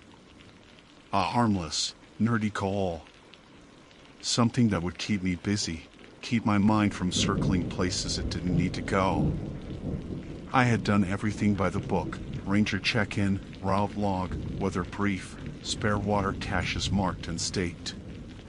There was nothing unusual in the air except the lingering night heat and the low hum that comes when a desert is so still you start hearing your own pulse in your head. I kept watching the horizon because sunrise in Death Valley doesn't just light the land, it wakes it up. I'd been filming dawn transitions for years, and I knew exactly what the first glow should look like: a thin, sharpening line of gold bleeding upward behind the range, then a slow, steady unrolling of light into the basin. So when the first hint of color appeared, a faint pallid smear rather than a defined edge, I lifted my camera automatically. The horizon looked washed out, less like a sunrise and more like the memory of one. I chalked it up to haze. Or maybe I was more tired than I realized. But then the shape brightened. Not fast, just steadily, like a bulb warming into its wattage. A pale yellow disk crept upward through the murk, dimmer than it should have been, its edge strangely soft, like heat shimmer was swallowing its outline. I squinted through the viewfinder, adjusting exposure, wiping the lens with my shirt even though I knew it wasn't dirty. The color was off, too muted for dawn. For a moment, I thought my eyes were playing tricks from dehydration, but I'd been drinking water religiously since midnight. The pale disk lifted another fraction above the ridge. I stood there with my hand hovering over the record button, my skin prickling with a kind of slow, crawling confusion, not fear, not yet, just that prickly sense you get when something familiar is shaped a little too wrong. The light it cast was weak and didn't travel far. The ground around me stayed in half darkness. I lowered the camera to look with my naked eyes. The dim sun, if that's even what my brain insisted on calling it, rose another few degrees, slow as a soap bubble drifting upward. I told myself it had to be an illusion created by heat layers. Desert inversions can mimic shapes, mirror them, bend them, but I'd never seen anything that could reflect a sunrise before it actually happened. And yet I couldn't deny what I was seeing. A sun, or something that looked like one, had lifted itself partway out of the mountains, hovering there like a faint echo of the real thing. The real sunrise broke 3 minutes later. I didn't notice at first, not until the ridgeline brightened the way it always did, a sharp spark of white gold bursting across the rocks. I jerked my eyes away from the dim disk and looked east, and there it was, my sun, the real sun, bold and razor-edged and impossibly bright after the long night. It rose with the typical desert violence, clearing the ridge in a clean, assertive motion. Light slanted into the basin, stretching shadows long and thin. My tent glowed. The camera auto-corrected and nearly blinded itself from overexposure. And to the left of the real sun, just above the ridge, the faint one still hovered. My chest hollowed out in an instant. That creeping confusion I'd felt earlier tightened into a sharp, breathless pressure. I blinked hard, rubbed my eyes, exhaled through my teeth. It didn't vanish. It didn't shift. It just hung there like a delayed twin trying to keep up. But the brighter sun's radiance washed over everything, and the dim one suddenly seemed fragile, less like a celestial body and more like an afterimage somehow projected into the sky. I lifted my camera back up and zoomed in on the dim sun. The image was wrong. The disk flickered around the edges, not like a flame but like something struggling against distortion. A mirage, I told myself firmly. A rare temperature inversion strong enough to create a false solar image. But even the scientific explanation didn't settle right. Something in me resisted the idea, not because it was impossible, but because the behavior felt too deliberate. Then the dim disk began to fade. Not abruptly. Slowly, as if retreating into thicker atmosphere. I watched it shrink back into the haze, its color draining until only a faint smudge remained. A few seconds later, the smudge dissolved entirely, swallowed by the glare of the actual sunrise. The horizon looked normal again. Blindingly normal. I stayed frozen for another minute, steadying my breathing, willing myself to accept the simplest explanation. It had to be refraction, a superior mirage caused by an extreme gradient of hot and cold air layers stacked above the basin. I'd seen light towers, false horizons, ships floating over oceans because of temperature bends. Why not a false sun? Why not an unusually stable one? But something about the timing burrowed under my skin. Why had the duplicate risen slightly late? Why hadn't it synchronized with the real sun's movement? And why had it appeared pale and underpowered, like it was struggling to imitate what the atmosphere already knew how to do? I didn't realize how tight my shoulders were until I forced myself to lower the camera. The desert had fully awakened by then, and the first wave of heat pressed against my face. I should have started my hike toward Badwater Basin immediately while temperatures were still bearable, but I kept staring at the empty patch of sky where the dim sun had been, waiting for something else to glitch. For a residual flicker. For anything at all to explain what I'd just seen. Nothing happened. But the day had only just begun, and I had 12 miles of exposure ahead of me. I forced myself to start the hike because standing still in Death Valley after sunrise is its own kind of stupidity. The air thickened in minutes, as if the basin were inhaling heat straight from the sun. I slung my pack over my shoulder, took a long pull from my water bottle to settle the knot of unease in my stomach, and started toward Badwater Basin, following the white-crusted line of the salt flats as it curved south. Every few steps, I caught myself glancing back toward the horizon, checking for the pale disk again, though nothing moved in the sky except the usual shimmer waves rising from the ground. The early heat warped everything. The mountains across the valley stretched and blurred like they were made of wax. Even my shadow looked off a little too elongated, as if it were trying to detach from me. I shook off the thought and kept walking, adjusting my hat to block the glare. The plan was simple: reach the central basin, set up light and distortion comparisons, move to the southern flats by late morning, and be back at Furnace Creek before the brutal afternoon spike. A routine, all-timed route. But routines depend on a mind that isn't distracted. 15 minutes in, my instincts started nudging at me. Subtle at first. A prick of awareness between my shoulder blades, the kind that usually means weather's about to turn or a coyote is watching from behind a ridge. But the valley was exposed and dead still, and even the air held its breath. Still, I kept checking over my shoulder, scanning for anything out of place. And every time I looked back, a tiny, irrational part of me expected to see the dim orb rising again in the wrong part of the sky. I told myself to focus. I even muttered it out loud once, "Focus, Elia," just to anchor myself. The salt flats crunched under my boots in a familiar, rhythmic pattern. The terrain was flat and predictable. There was nothing for my brain to invent threats from, except the heat, which was building faster than it should have. By the time I reached the midpoint marker on my GPS, it felt like mid-morning instead of barely past sunrise. Sweat slicked my back. The sky had gone that terrifyingly clear shade of blue that meant there wasn't a speck of moisture anywhere to soften the sun's intensity. I stopped in the minimal shade of a boulder outcropping, only a 2-foot sliver, barely enough to reduce the glare, and checked my thermometer. It read 104 degrees Fahrenheit. This early, that wasn't right. I pushed the thought away. Desert temperature swings could be abrupt. Maybe I'd misremembered typical dawn readings. But when I took another sip of water, the metallic taste told me what I already knew. I was rattled, thinking too much, letting one odd atmospheric glitch mess with my entire internal compass.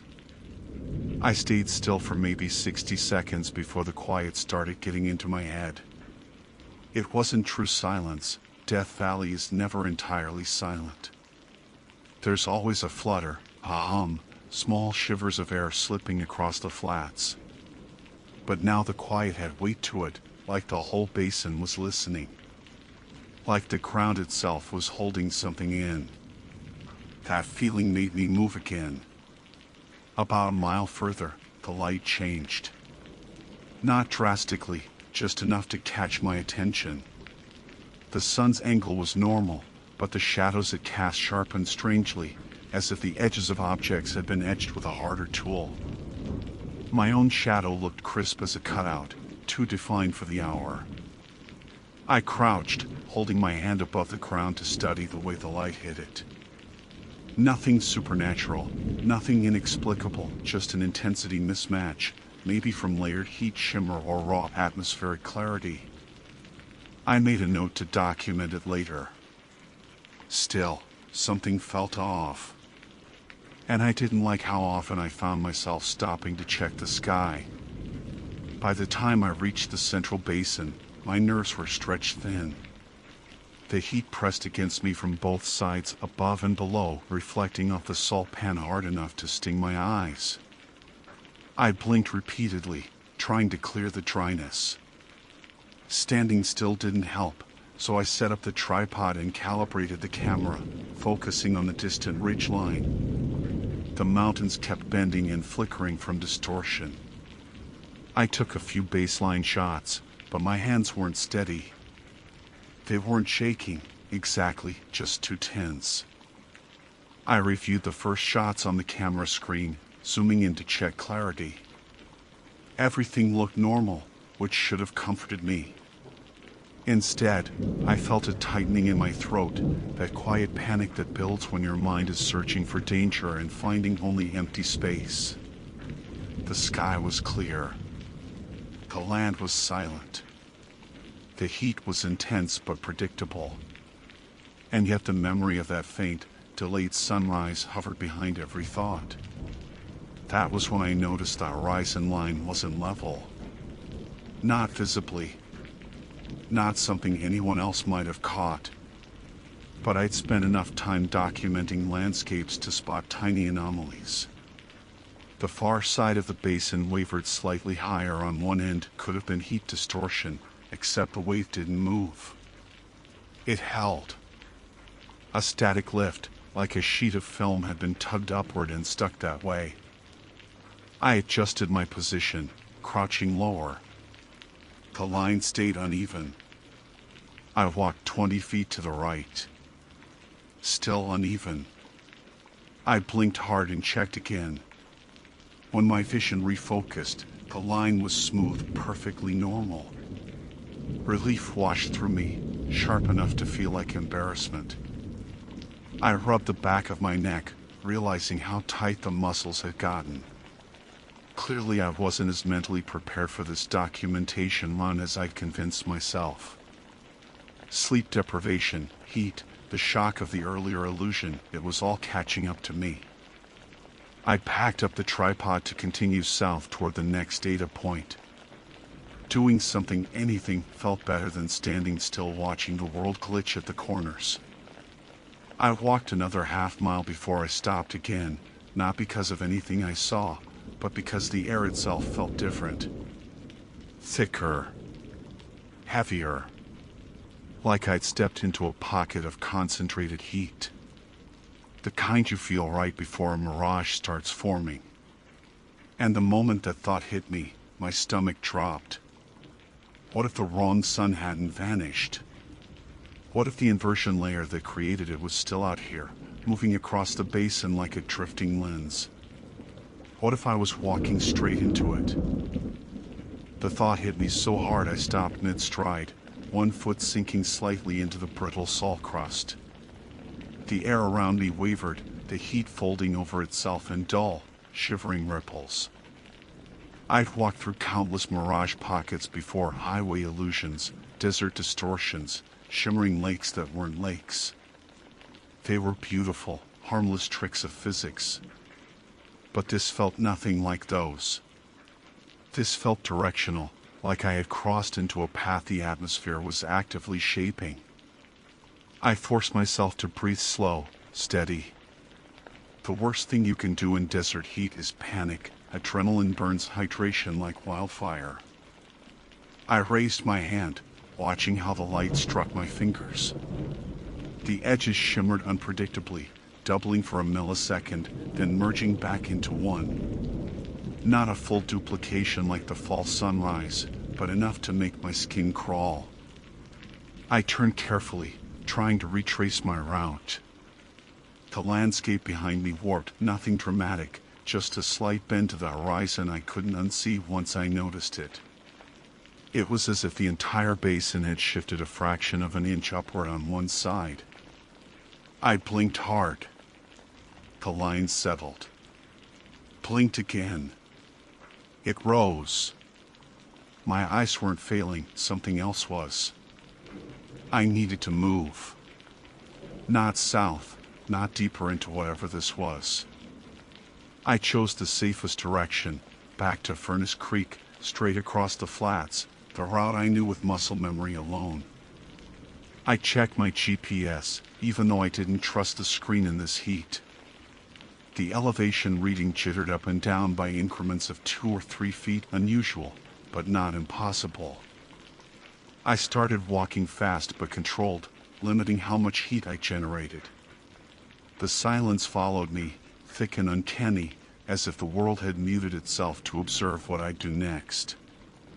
Every few steps I glanced at my shadow. Still attached. Still stretched ahead in a long, thin smear. But each time I checked it, it looked ever so slightly delayed, just a breath behind the motion of my arm or tilt of my head. Heat illusion, I told myself. Nothing more. 10 minutes in, the light changed again. Not suddenly, just enough for my instincts to lock up. The brightness dimmed by the smallest fraction, like a thin veil had passed in front of the sun. My heart ticked against my ribs. I looked up slowly. Nothing in the sky but the brutal white sun. No halo. No cirrostratus. No dust plume. But off to its lower left, so faint I had to squint to confirm, there was a smudge of pale yellow. My blood iced. It wasn't round this time. Not fully formed. More like a soft bruise on the sky, an echo struggling to materialize.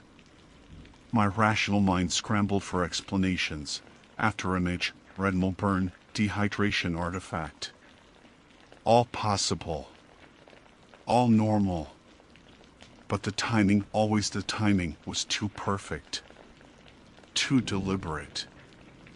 I forced my eyes away and fixed them on the ground. Looking at it wouldn't help. Documenting it wouldn't help. I needed to get out of the basin before the heat carved my perception into something I couldn't talk myself down from. I walked faster. The shimmer ahead of me thickened, rising off the salt in trembling sheets. The nearest mountains bent, stretched, snapped back. My depth perception faltered. I stumbled once, then again, forcing myself to keep moving in a straight line.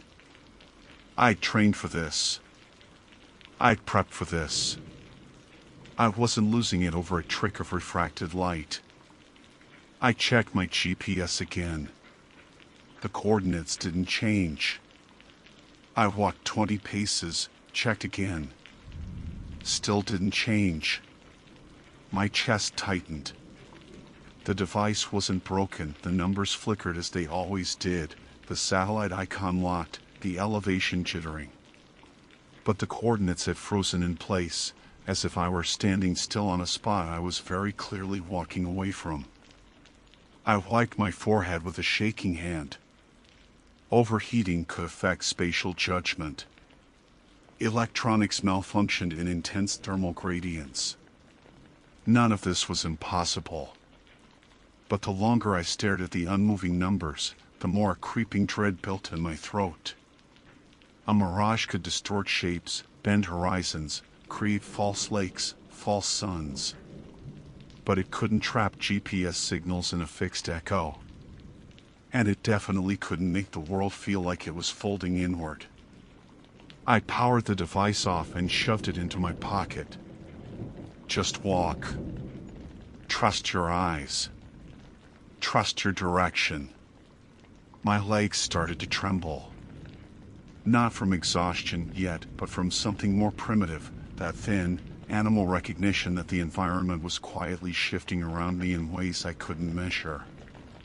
The ground felt subtly softer beneath my boots, like the salt crust was losing structure. The sound of my footsteps changed too, from crisp crunch to a muted, dampened crackle. I stopped. The light around me dimmed another fraction, barely perceptible. A hand-width of shadow softened across the ground, like a cloud had passed overhead. But there were no clouds. I looked up too fast and my vision swam. The real sun bore down, merciless. The pale smudge wavered just beside it, not rising this time, but drifting, tilting as if being pulled along a gradient of heat. I felt a rush of nausea. I crouched, bracing my hands on my knees, grounding myself with slow breaths. The smudge wasn't the sun. It wasn't anything real. It was a projection created by distorted air, a refracted duplicate of the solar disk dancing along a mirage layer. Heat could bend objects, stretch them, replicate them. Under perfect or perfectly bad conditions, it could do this. I repeated that until my heartbeat steadied. When I finally stood again, the smudge had faded. The real sun hung blazing above me. And for the first time since dawn, the brightness looked clean. Sharp. Normal. I began walking again, and this time the GPS coordinates shifted. Relief punched through me so hard I nearly laughed. I kept my pace controlled but steady, breathing evenly, letting the distance accumulate. The shimmer slowly thinned. The horizon straightened. My shadow matched my movements again. The pressure in the air seemed to lift, as if whatever distortion layer I'd wandered into had finally peeled away behind me. By the time the visitor center's distant roofline shimmered into view, the sun was high, the heat brutal, but everything else, everything that mattered, looked exactly as it should. I repeated that until my heartbeat steadied. When I finally stood again, the smudge had faded. The real sun hung blazing above me. And for the first time since dawn, the brightness looked clean. Sharp. Normal. I began walking again, and this time the GPS coordinates shifted. Relief punched through me so hard I nearly laughed. I kept my pace controlled but steady, breathing evenly, letting the distance accumulate. The shimmer slowly thinned. The horizon straightened. My shadow matched my movements again. The pressure in the air seemed to lift, as if whatever distortion layer I'd wandered into had finally peeled away behind me. By the time the visitor center's distant roofline shimmered into view, the sun was high, the heat brutal, but everything else, everything that mattered, looked exactly as it should. When I reached the parking area, I sat in the shade of a solar panel array and drank half a bottle of electrolytes in one go, letting the normal world settle around me again. People walked past. Cars parked. A ranger refilled a water tank. Normal life in an extraordinary desert. No one else mentioned a second sunrise. No one else looked shaken. No one else glanced at the sky with suspicion. Whatever I'd seen, whatever I'd walked through up there, it hadn't followed me back. But that night, as the sun went down in a perfectly ordinary blaze of red and gold, I caught the faintest glimmer to its right. A weak, fading afterimage. An echo struggling to keep up. I blinked, and it vanished.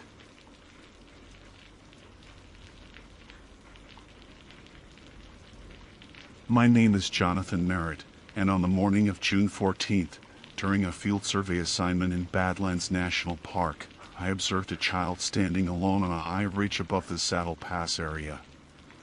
The child appeared to be between 7 and 9 years old, wearing light clothing inappropriate for the terrain, and remained completely motionless for the entire duration of my sighting. At the time, I believed I was witnessing a lost hiker or an at-risk minor, but the events that followed forced me to reconsider that assumption in ways I still struggle to articulate. I had started my hike just after sunrise, the kind of washed-out early light where the rock formations looked almost soft before the sun hardened every edge. The air still held that leftover bite from the night, the kind that makes you breathe a little deeper, thinking the day will be manageable. I was alone, my team wasn't scheduled to join until later, and I moved steadily along the trail, stopping occasionally to note erosion patterns, trail washouts, and bison tracks. Everything was normal until I reached the exposed plateau that gives a clear line of sight to the ridges to the north. I saw the figure immediately. A small, dark silhouette against the pale, jagged skyline. I wouldn't have known it was a child if it weren't for the proportions, the narrow shoulders, the short limbs, the way the head seemed ever so slightly oversized in the way children's heads often are. They were standing on the ridge, feet planted, one arm extended downward but angled just enough to unmistakably point at me. It was such a deliberate gesture that I froze mid-step. The distance between us must have been at least half a mile, but the ridge was bare. Nothing obstructed the view. I raised a hand to signal back, expecting them to respond or call out or move or do anything, but nothing happened. They didn't shift their weight, didn't wave, didn't cup their hands to their mouth. They didn't even seem to blink. I stood there for maybe a full minute, waiting, trying to decide whether to approach, and then told myself not to jump to conclusions. Kids wander off. People take strange photos from strange angles. Sometimes shapes look like people until you get closer. I tried to rationalize it every way I could. Still, I logged the sighting into my notebook, 7:16 a.m. possibly lost child. North Ridge, estimated elevation 80 to 100 feet above plateau. Stationary. Pointing gesture. My job requires me to document everything, and habit took over even though something in my chest felt tight. I started hiking again, choosing a path that would bring me closer but at a safe angle where I wouldn't be scaling loose sedimentary slopes directly. The sun was climbing faster than I expected, the temperature rising, and by the time I'd made it a quarter mile west, I glanced back out of instinct just to see if the kid was still there. They were. Not only still on the ridge, but unmistakably still pointing directly at me, even though my angle had changed by dozens of degrees. It wasn't possible for them to maintain a straight line of sight unless they had rotated, but I hadn't seen them move. It was as if they had pivoted exactly in sync with me, always oriented toward wherever I went. I felt the first real jolt of unease. I cupped my hands around my mouth and called up to them. My voice carried, bouncing off the baked rock faces, scattering across open space before dissolving into the wind. No response. Not so much as a twitch. I called again, louder, slipping into my ranger cadence, short, clear, commanding. Still nothing. I checked my map, reassured myself I wasn't misreading the terrain. There were no official trails leading to that ridge, only unstable formations that crumbled under weight. No responsible adult would send a child up there. No child should have been able to get up there alone. I didn't want to leave the area without making an attempt to get closer, but the safest route would take time, and every second that child remained motionless under a climbing sun hammered at the back of my mind. So I started moving faster, trying to maintain visual contact.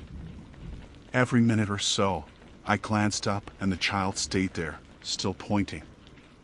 Even as heat shimmer began to rise from the ground, making every rock waver like it was underwater, the silhouette stayed sharp, defined, precise. Too precise. At one point I stopped to drink water, wiped sweat from my face, and adjusted my pack straps. I looked again. The child was closer. Not physically closer in a sense that they'd come down the ridge. No. They were still high above, but the ridge they were on was now farther east, much farther east than I could logically account for. Maybe an eighth of a mile shift. As though I had misremembered which ridge it had been originally. Except I hadn't. I'd written it down. I'd noted landmarks. The first ridge had been directly north. This new ridge was northeast. And the child had the same posture, the same angle, still pointing right at me. The wind picked up, but their clothing didn't move. I took out my binoculars. My hands were sweating enough that the focus knob slipped beneath my fingertips. I had to wipe it on my shirt. When I looked again, the child's face came into view. I expected dirt, fear, flushed cheeks from exposure. Instead, I saw an expression that didn't match anything I recognized. Not blank. Not angry. Not vacant. Just fixed. A stare flat as stone. And the eyes, God, the eyes, you know how at a distance eyes usually reflect nothing? These looked like they were catching light. Too much light. I lowered the binoculars. My breathing had gone shallow without me realizing it. I took 3 slow steps backward. The child's arm moved. Just a fraction. But it moved. And the pointing shifted lower, angling toward my chest. I started walking again, faster this time. And that's when I realized something I still don't know how to explain. With every 10 or 15 steps I took, the child seemed to keep pace. The distance didn't change. The height didn't change. The ridge didn't change.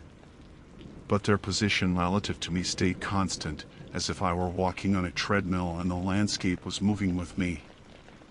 I didn't lose sight of them again for the next hour. They never once lowered their arm. They never once blinked. And no matter how far I hiked, that child never fell behind. The longer I hiked, the more the landscape betrayed me. Badlands terrain plays tricks. Every ridge looks like the last. Every slope folds into another like overlapping ribs. But I've spent enough years out here to know when I'm being careless versus when something truly doesn't add up.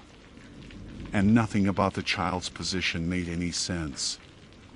Elevation, angle, distance, all of it wrong, all of it fixed, all of it following me in ways the terrain should have made impossible.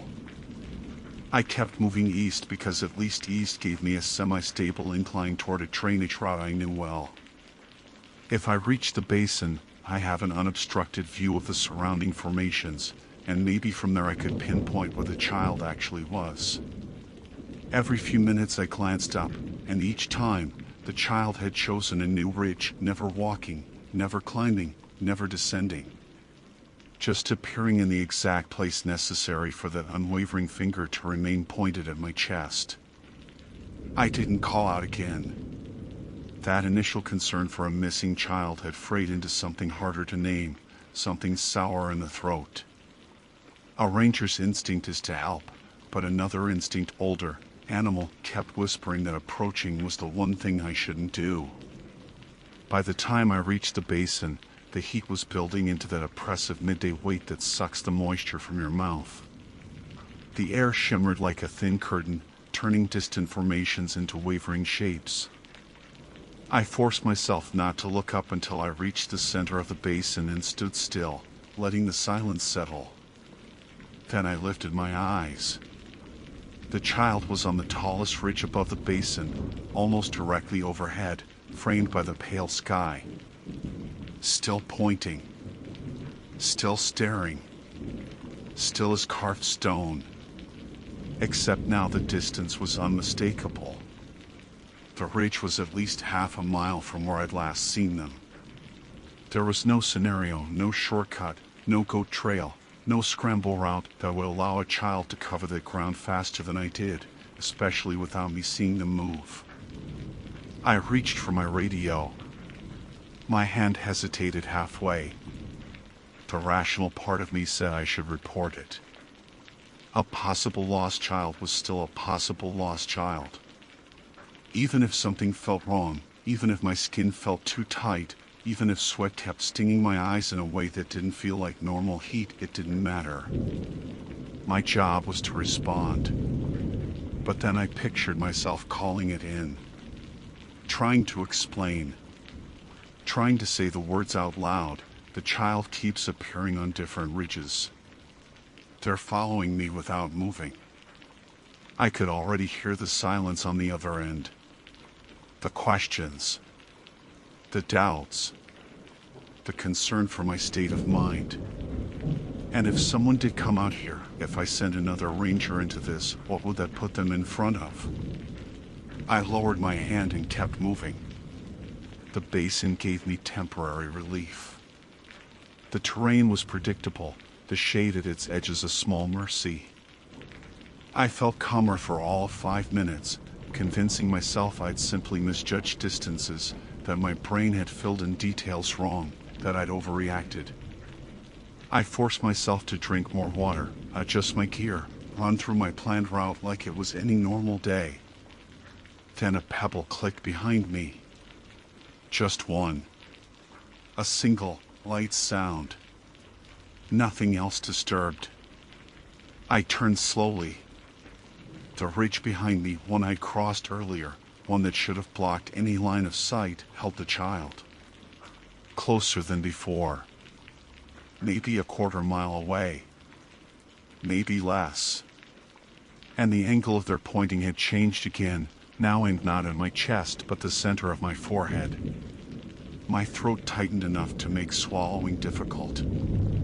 I took a step backward, and the child's head tilted. Not much, but enough to acknowledge the movement. Enough to track it. Enough to mimic it in a way that didn't match how kids move. It wasn't curious or scared or relieved. It was clinical. Observational. I turned away and walked faster. Not a run, not yet, but fast enough that my pulse thudded in my neck. The ground under my boots shifted from dusty sediment to a gravelly slope.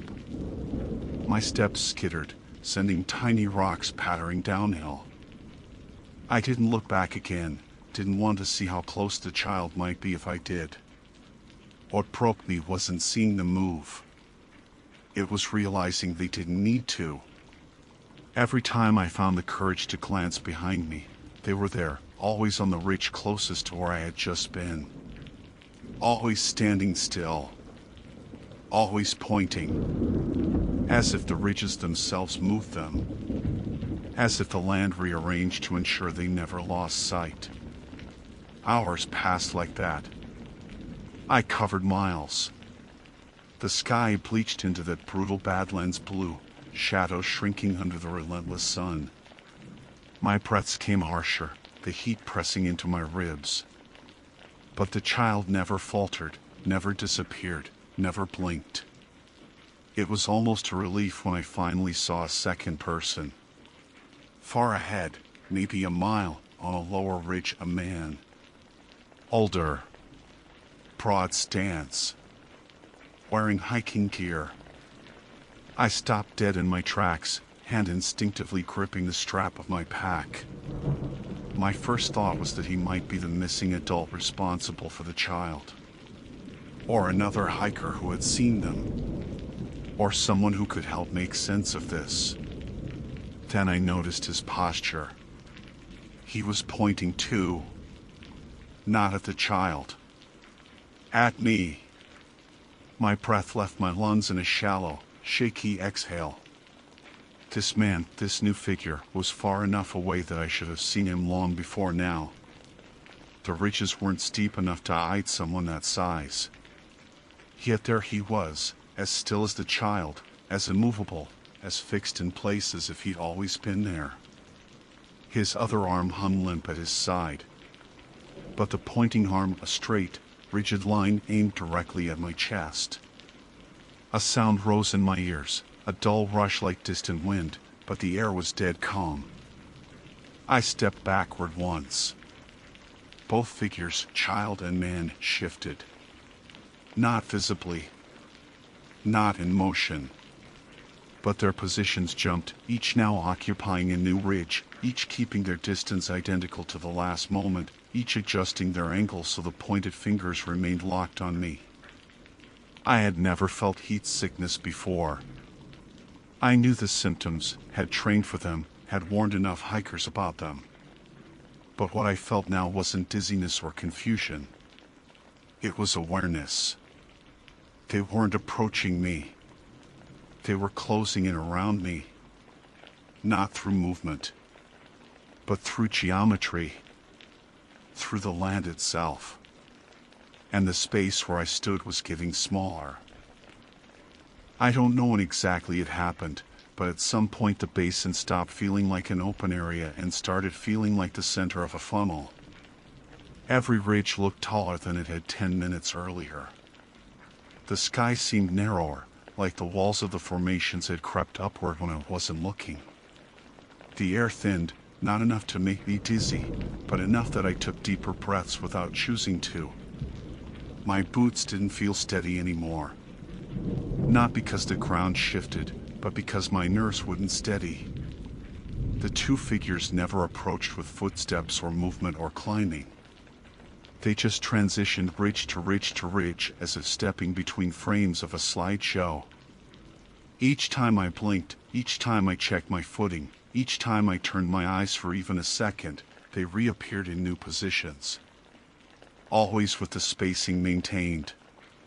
Always with their fingers pointed straight at me with perfect alignment. The child on my left ridge. The man on the right ridge. Together forming a narrowing triangle.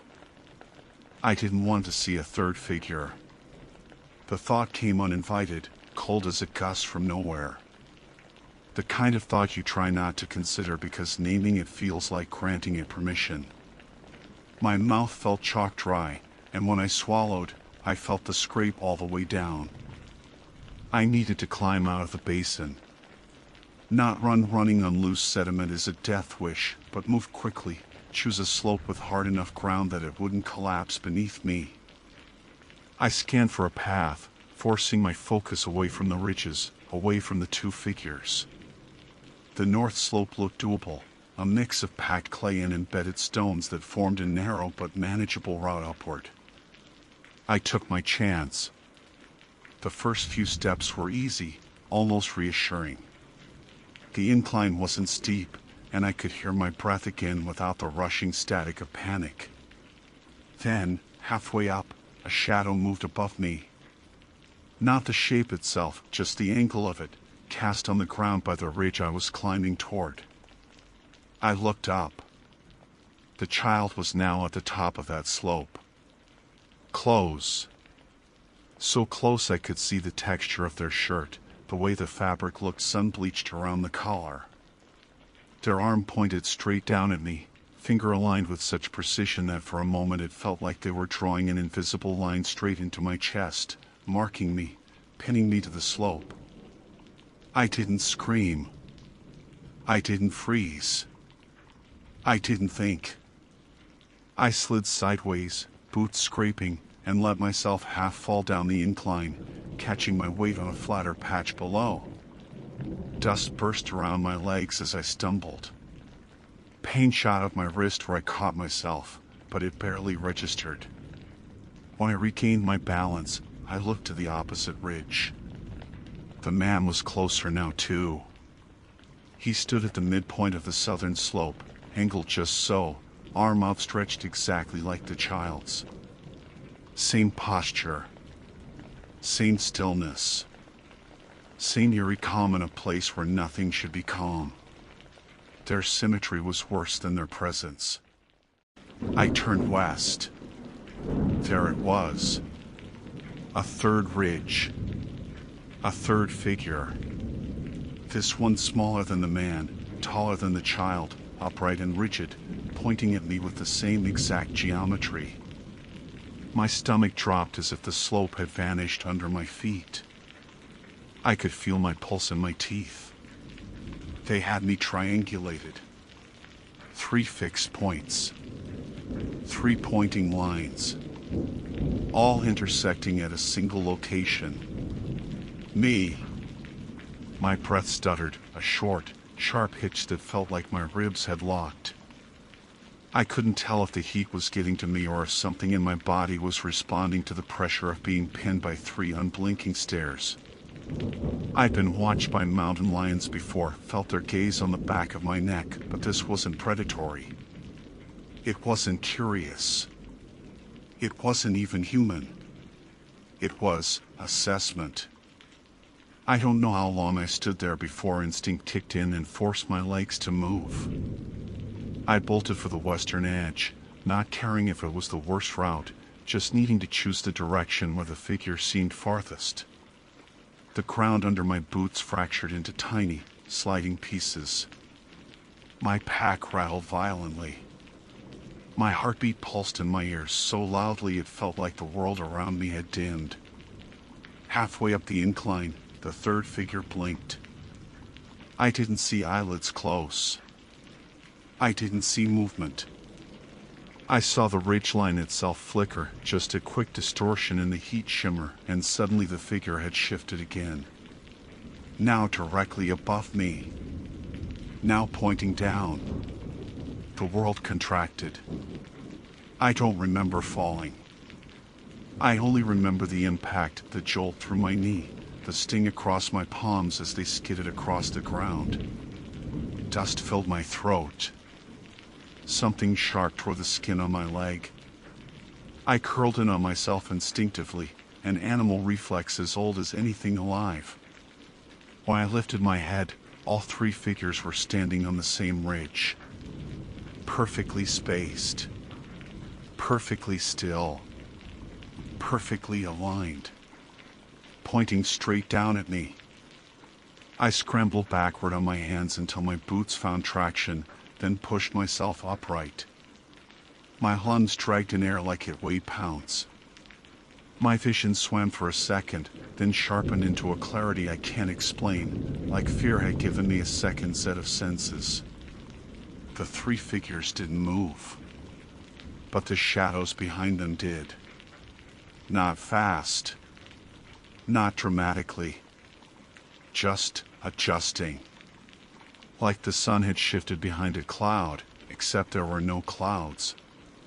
The shadows stretched forward, extending down the ridge as if reaching for me.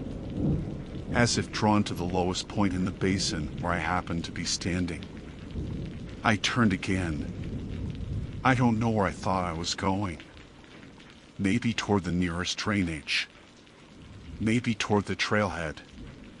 Maybe just away. My legs felt hollow, but they ran anyway. Pain flared in my scraped knee with every stride. My pack hammered into my back. The ground blurred under me. I didn't look back until the slope rose enough that I could. All three figures had vanished. But the shadows remained.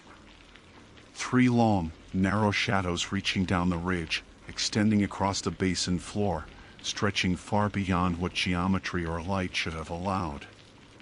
They crawled forward without wind, without movement, without the figures that cast them. Reaching, aligning, converging. And as they inched toward the center point, toward where I'd been, each shadow pointed. Not at my chest. Not at my head. At my footprints. Following them. Tracing them. Mapping the path I ran. I don't remember the rest of the climb out. Everything after that feels fragmented, like pieces of a dream you try to reconstruct but slip through your fingers. I remember the crackle of my radio when I finally called in. I remember hearing my own voice shake. I remember not mentioning the child, or the man, or the third figure. I reported heat stress symptoms, asked for pickup, and waited at the trail junction like I hadn't just been marked out by something I still don't understand. But I too remember one last thing clearly. The moment the rescue truck pulled up, its shadow fell across my boots. And for one split second, just a single heartbeat, I saw a fourth shadow layered beneath mine. Small. Child-sized. Pointing.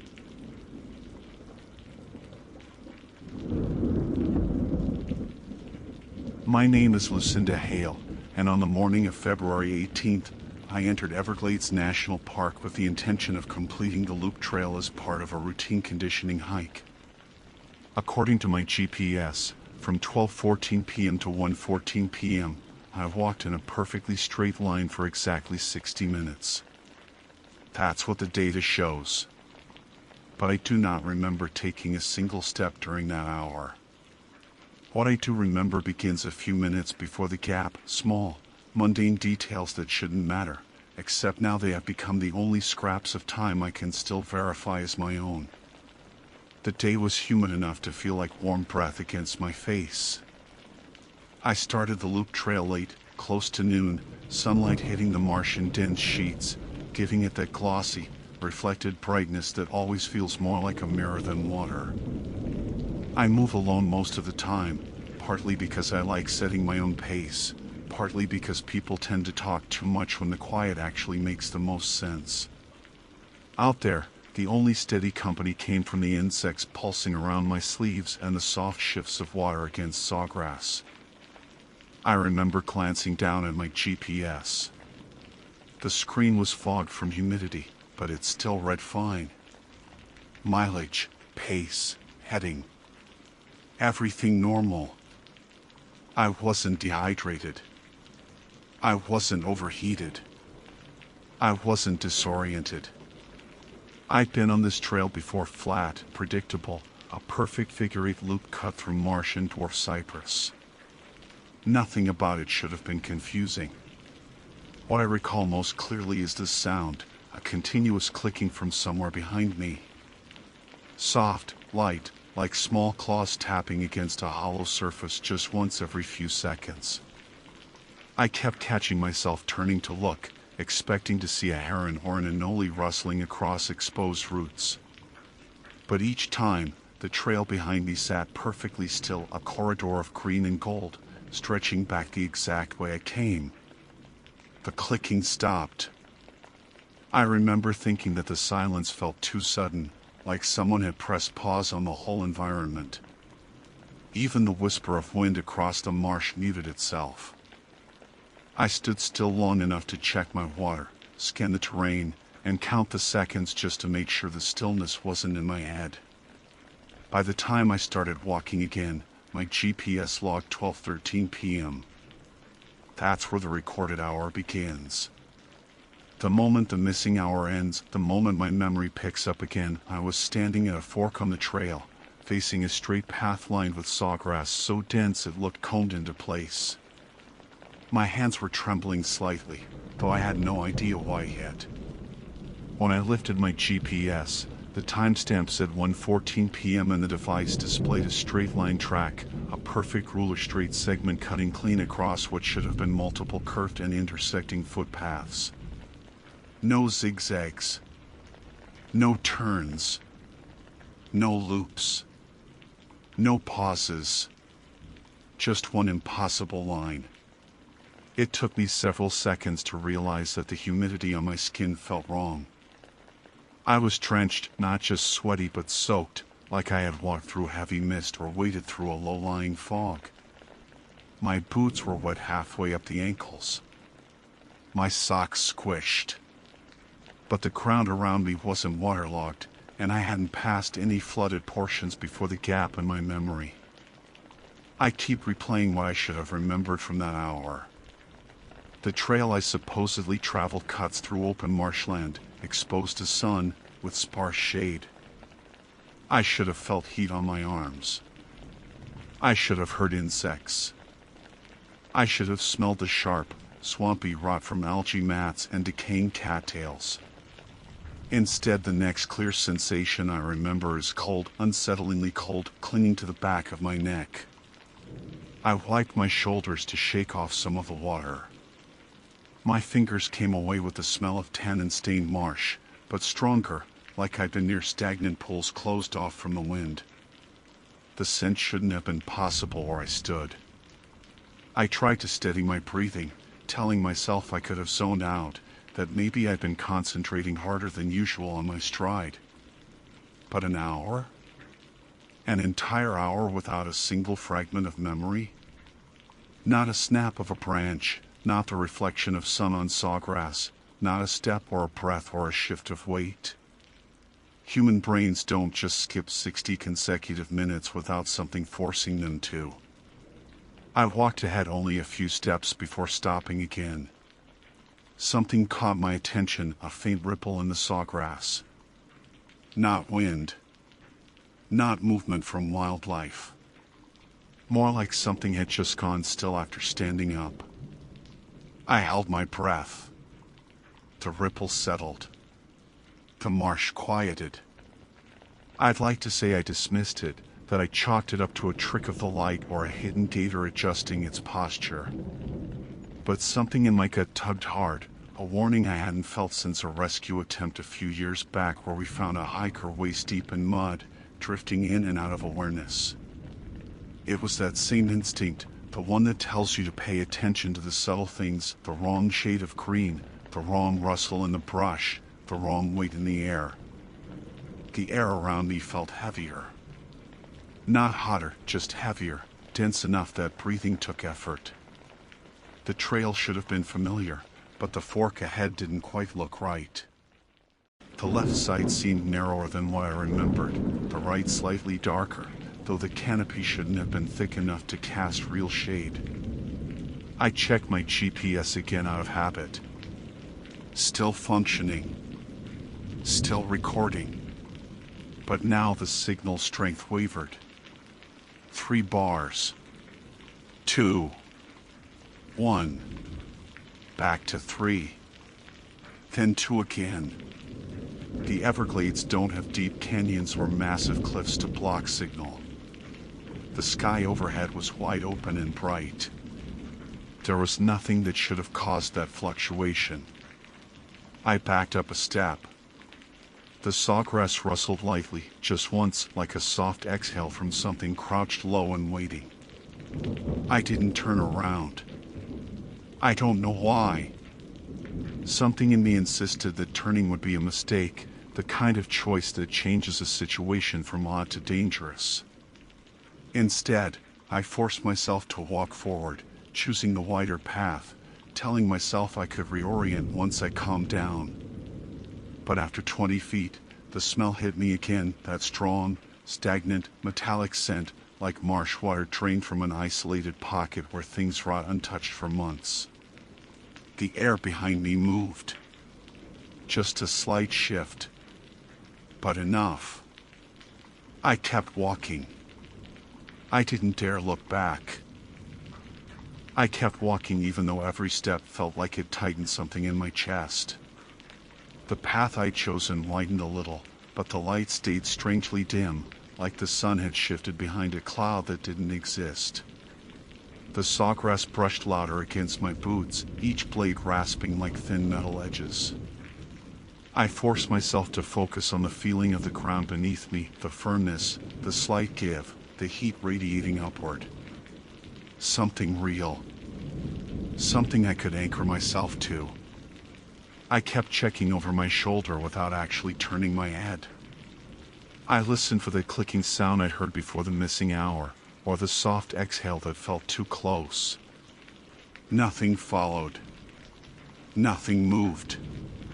But there was a tension in the silence, a kind of waiting, as if the marsh itself wanted to see where I would go. When I glanced down, my hand had started trembling again. I tightened my grip around the GPS to steady it. The screen flickered just once, but long enough to show a blank map grid before snapping back to the trail track. The straight-line segment of the missing hour still sat bold and clean on the display, taunting me with its impossible certainty. I told myself to keep moving. Stopping felt dangerous. Looking back felt worse. A few minutes later, the trail bent right. Except, it wasn't supposed to. The loop trail only curved left in this section, skirting a shallow marsh that usually reflected the sky like a broken mirror. I slowed, trying to match what I saw with what I knew. The vegetation on my left looked familiar, patches of cypress knees rising like drowned fingers, clusters of sawgrass so thick they formed nearly vertical mats. But I wasn't convinced I was where I should be. I checked the GPS again.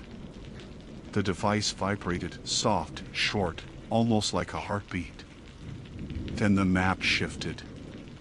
Not the trail line. The entire map.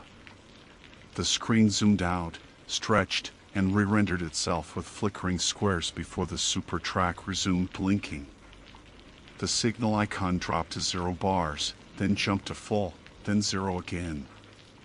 It reminded me of a field test years ago when a trainee's device short-circuited after submersion.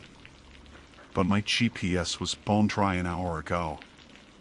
Or, at least I remember it that way. The smell hit stronger, rot, metallic water, a thick dampness that clung to the back of my throat. I breathed through my sleeve, but it barely helped. The path ahead bent again.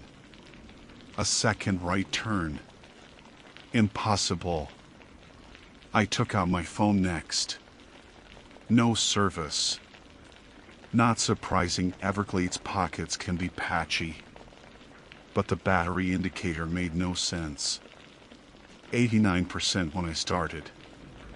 Now, 42%. It had been in airplane mode. No reason for it to drain that fast. Another ripple of movement shivered through the sawgrass on my left, low to the ground and long, like something gliding just beneath the surface. I froze. The ripple continued for 3 feet, 5, then vanished. I waited for the splash or scuttle that should follow something moving through this terrain. Nothing. Just the heavy air pressing against my ears. I forced myself to walk again. Slow. Controlled. 1 foot in front of the other. I tried to cling to the logic drilled into every ranger. You don't panic, you don't run, you don't lose your orientation. But my sense of direction felt warped. The sun still sat overhead, but its warmth barely reached the trail. And the shadows, what few there were, felt unnaturally sharp, stretched like thin blades pointing toward the curve ahead. I don't know how long I kept walking. Maybe minutes. Maybe more. Time felt unreliable after losing a full hour. The GPS displayed 1:27 p.m., but for all I knew, that number meant nothing. Then something appeared ahead. At first I thought it was a fallen log or maybe a raised section of dry ground. But as I moved closer, the shape sharpened into something more recognizable, a narrow walkway made of slatted wood. A boardwalk. Except there is no boardwalk along this stretch of the loop trail. The nearest one should have been almost a mile away. I approached slowly. The boards looked old, too old, weathered into silvery gray, with tiny patches of green lichen clinging to the edges. Several slats were missing, and the ones remaining bent slightly under their own weight. Nobody in the Park Service would have left it intact like this. It wasn't just unsafe, it was unstable. I hesitated at the foot of it. A single droplet of water fell from somewhere above me, landing on my wrist. Cold. Sharp. Out of place. The sky was cloudless. I stepped onto the boardwalk. My boots sank half an inch. Wood creaked under me, bowing inward with a soft groan. I tested the plank again before committing my weight. It held, barely. I moved forward, each step measured. The marsh widened around me in all directions, water dark and still, reflecting nothing but flat gray where sunlight should have glinted. 5 steps in, I heard it, the clicking sound again, faint, rhythmic, coming from beneath the boards. Click. Click. Click. Not footsteps. Not claws. But something in between, like joints shifting against bone. I crouched, pressing a hand against one of the slats. The wood trembled lightly under my palm. Then the clicking stopped. I didn't move. Didn't breathe. Something touched the underside of the plank directly beneath me. A tap. Slow. Deliberate. Like a knuckle knocking from below. I jerked backward instinctively. The board moaned under the sudden weight shift. A small wave rippled across the water beside the walkway. The tap came again. Slower. Louder. I backed up another step, keeping my eyes trained on the slats. The water on both sides remained still, perfectly flat, unnaturally undisturbed. But something under the walkway was aware of me. The tapping shifted position, trailing one board length toward me. I stepped off the walkway altogether. The moment my boots hit solid ground, a final knock struck the plank like a warning. Loud. Sharp. Closer than before. I walked back the way I came without looking down again. My breath shook, shallow and quick, but I kept it controlled. I went 10 feet. 20. 30. Until the clicking faded behind me. But the smell followed. That same stagnant, metallic marsh scent, thickening with each step as if the air behind me had learned how to breathe. When I reached the bend in the trail, the first of those impossible right turns, I glanced at the GPS one more time. The map had zoomed itself out again. The straight-line segment of the missing hour glowed, and my current position marker blinked from a point that shouldn't exist at all. I wasn't on the loop trail anymore. Or maybe the loop trail wasn't where it should be. I stared at the GPS marker blinking on a blank section of marsh where no trail should ever exist. My first instinct was that the device had finally glitched beyond usefulness. But the longer I looked at the screen, the more I realized it wasn't broken at all. It was tracking something accurately.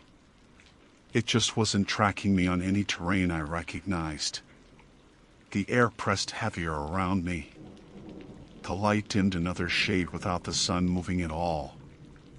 It reminded me of that last moment before a storm wall slams across the horizon. Except the sky above stayed painfully bright, too bright, as if it had been cut out and glued there. I lowered the GPS and forced myself to breathe. One inhale. One exhale. I needed to orient. I needed to pick a direction and commit to it. The loop trail couldn't have vanished. Land doesn't rearrange itself. I turned left. Something shifted in the sawgrass ahead, subtle, low, like a shape withdrawing into thicker brush. Not fast. Not startled. Just repositioning. My pulse jolted hard. I stepped back instinctively, but the ground behind me sloped downward in a way I didn't expect. I caught myself before sliding and realized with a sick drop in my gut that the slope wasn't part of the trail. The loop trail is flat. Smooth. Predictable. This dip felt unnatural, like something had scooped the ground deeper during the missing hour. I steadied myself and scanned the marsh. Nothing moved. Nothing breathed. But I wasn't alone. That was certain. I turned slowly and picked a direction based on the sun's angle, assuming it was still honest enough to follow. I started walking, keeping my stride slow and deliberate, listening for anything behind me. The smell followed again, clinging to the air like a second skin. Metallic. Cold. Wet. 10 minutes passed. Then 20. Or maybe less. My sense of time wavered again. The trail didn't return. I wasn't looping. I wasn't intersecting anything familiar. The marsh accepted me the way deep snow accepts a lost climber, quietly, without fuss, one step at a time. The water level rose to my ankles. I didn't realize it until I felt the cold seep through my socks. I stopped, staring down. The marsh around me had deepened. The ground beneath felt soft, almost unstable. I checked the GPS again, almost afraid of what it would show. The map had zoomed in on its own, and the straight line segment of the missing hour had rotated slightly in perfect parallel with the direction I was currently walking. My own footsteps matched the line. I hadn't turned at all. I'd been walking straight this whole time. A thread of tread slid through me. "No," I whispered aloud, voice cracking. I changed direction. I know I did. The GPS disagreed. The world around me disagreed. A faint ripple traveled through the water, spreading outward in a slow circle. Something submerged moved beneath the surface, not breaking it, not disturbing it in any natural way. Just a slow glide, a presence large enough to displace water without breaching. I stepped back. The ripple followed. Another step. Another ripple. The water stilled. The clicking sound returned behind me. Soft. Measured. Like something placing each step with intention. I didn't turn around. Everything in my body screamed not to. Instead, I began moving faster, a fast walk, not a run, but enough that the water splashed. The clicking matched pace. Not louder. Not closer. But synchronized. Perfectly synchronized. Like it was tracking my stride with absolute precision. I pushed forward, practically shoving through the sawgrass. The water rose past my ankles. The mud sucked at my boots, dragging at me like an unseen hand trying to slow me down. The clicking quickened. Then silence. I stopped. The marsh around me froze in a stillness so absolute it felt like someone had sucked the air out of the world. My heartbeat thundered in my ears. My breath condensed in the heavy humidity. And then I heard it. A voice. Not loud. Not whispered. Just there, as if someone stood directly behind me, speaking in a calm, steady tone that almost matched my own. You're walking the wrong hour. My stomach twisted violently. I didn't move. Couldn't move. The voice continued, still behind me, still level, still impossibly familiar. It isn't yours. You weren't meant to be in it. I felt something cold brush the back of my sleeve. Not grabbing. Not pulling. Just a faint touch, as if testing the boundary of where my body ended. I took a breath deep enough to hurt. I forced my legs to move. One step, then another. I didn't turn. I didn't speak. I didn't give the presence the acknowledgement it seemed to want. The ground began rising again under my feet. The mud thinned. The water receded. The sawgrass thinned out. And suddenly, jarringly, I was back on the loop trail, standing at a familiar section near mile marker 3. The world returned to its ordinary sounds in a single breath. Cicadas. Wind. A distant splash of a bird landing on open water. The air lightened. The shadows softened. The smell of metallic marsh water vanished instantly.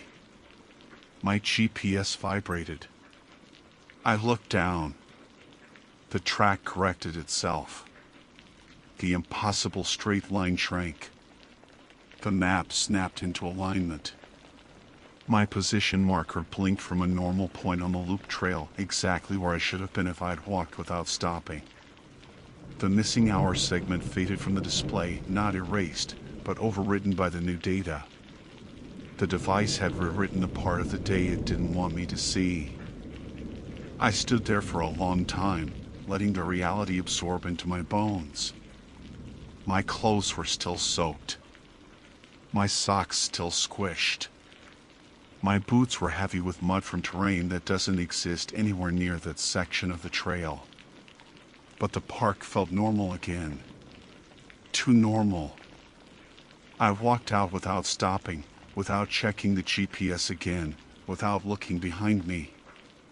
The silence in my mind didn't break until I reached the parking area. Later that evening, after showering, after drinking water, after doing everything I could to convince myself I was fine, I sat down and plugged the GPS into my laptop. The sync data showed the missing hour. A perfect straight line. 60 minutes. 3 miles of uniform direction.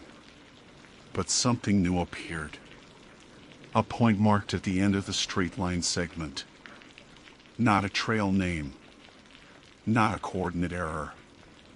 Just a single label, generated automatically by the GPS software. Unknown. And beside it, a timestamp. 1:14 p.m. The exact minute my memory returned. I didn't sleep that night. And I haven't hiked alone since.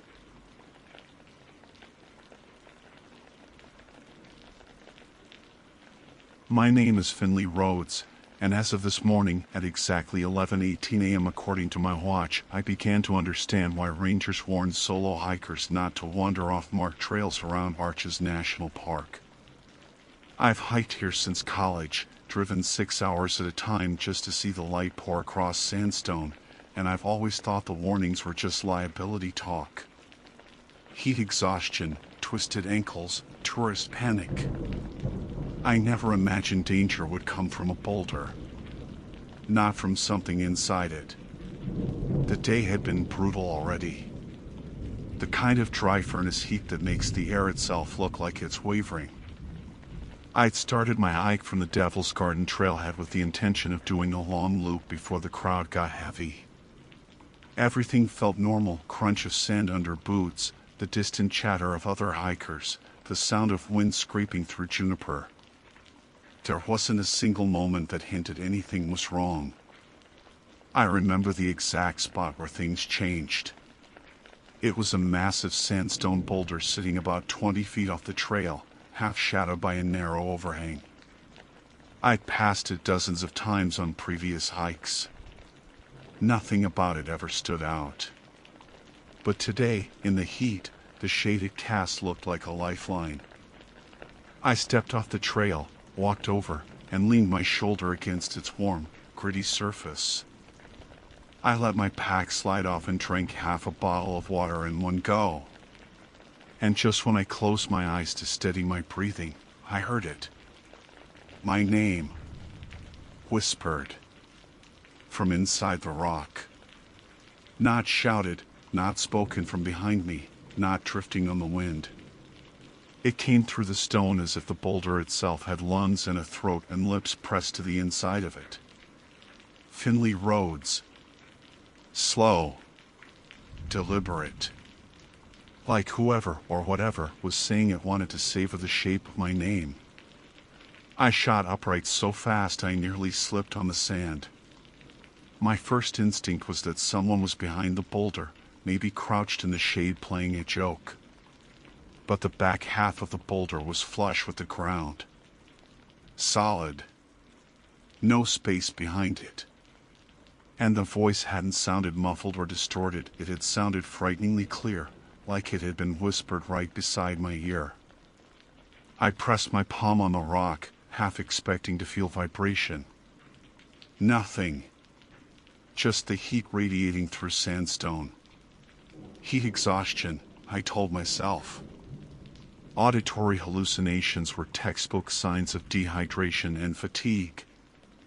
I'd been hiking for hours, and my pack felt heavier than it should. Maybe I'd just drifted off for a moment and imagined it. That was the rational explanation. I clung to it like a rope, until the voice came again. But this time, it only said my first name. Finley. Drawn out, almost tender, like someone trying to coax me closer. The sound didn't travel. It didn't echo. It slipped straight from the stone into the open air, into my skull, into my spine. My hands went cold despite the heat. My chest tightened. And my first thought, not my second or third, but my immediate, instinctive thought was that someone was trapped inside. I stepped back from the boulder, scanning the surface for cracks, lines, openings, anything. Sandstone erodes into weird shapes all the time. Maybe there was a crevice I hadn't noticed. Maybe someone had fallen or crawled in somewhere along the formation. Maybe the voice wasn't supernatural at all, but horrifying in an entirely human way. I circled it slowly.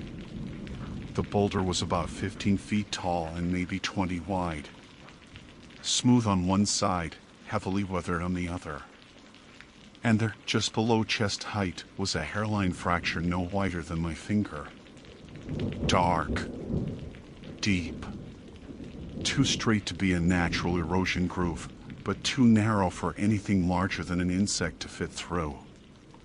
I crouched, leaning close. "Hello?" I said, feeling ridiculous as the word left my mouth. "Is someone in there?" For a moment, there was silence. Then, impossibly soft, like breath slipping around a corner. "Help." The word was thin. Weak. Not distorted by rock or depth. It sounded like a person whispering through cupped hands, right against the opening. I jerked backwards so hard my foot slid in the sand. My heart hammered in my throat. A dozen thoughts collided all at once: reports of missing hikers, people getting trapped in slot canyons, the way sandstone can form hollow pockets. Maybe someone had gotten stuck days ago. Maybe they were dying inside. I forced myself to step back toward the fracture. My hands were shaking. "Are you hurt?" I asked. "Can you move? Tell me your name." The voice answered, but it didn't give a name. It said mine again. "Finley, you're close." My skin prickled so violently I felt it beneath my clothes. This wasn't someone asking for help. This wasn't someone disoriented or panicking. The tone was wrong. Too sure. Too steady. Too aware of me. I stood up fast, breathing hard, and for a moment the world shimmered from heat and fear. I took another step back, then another. My body was already making the decision before my brain caught up. I needed to get back to the trail. Back to other people. Back to anything that wasn't this. But as I turned, the voice slipped out again, quiet enough that if I'd been a foot farther away I wouldn't have heard it. "Don't leave me here alone." The air around me felt suddenly cooler, though the sun still beat down without mercy. The breeze died. Everything went silent, no tourists, no birds, no shifting gravel underfoot. Just a wide desert stillness that pressed against me like a hand. I didn't answer. I couldn't. I grabbed my pack, slung it over my shoulder, and forced my legs back toward the trail. My steps were uneven, shaky. The silence trailed me, clinging close, like whatever was inside that boulder was listening to the sound of my retreat. As soon as my boots hit the trail again, distant chatter and footsteps returned like someone had unmuted the world. It made my stomach twist. I didn't look back. But 3 minutes later, while I was still fast walking away from the boulder, I heard my name again. Not from behind me. From my left. Far off among the sandstone fins. And this time, it didn't whisper it slowly. It called. The sound of my name carried across the sandstone like it was being thrown, not spoken. Not loud, not screaming, just a clean, sharp call drifting between formations. The kind of sound you'd hear if someone cupped their hands around their mouth. Except there was something off about it, like the echo didn't know which direction to go, bouncing wrong, overlapping itself, sliding sideways through the air instead of trailing behind. I stopped walking before I realized I'd stopped. My pulse throbbed in my ears. For a moment I convinced myself it was a ranger or another hiker calling out, maybe someone who recognized me. But the voice wasn't familiar. And it didn't sound like it came from a person standing in the open. It sounded like it climbed out of a narrow place.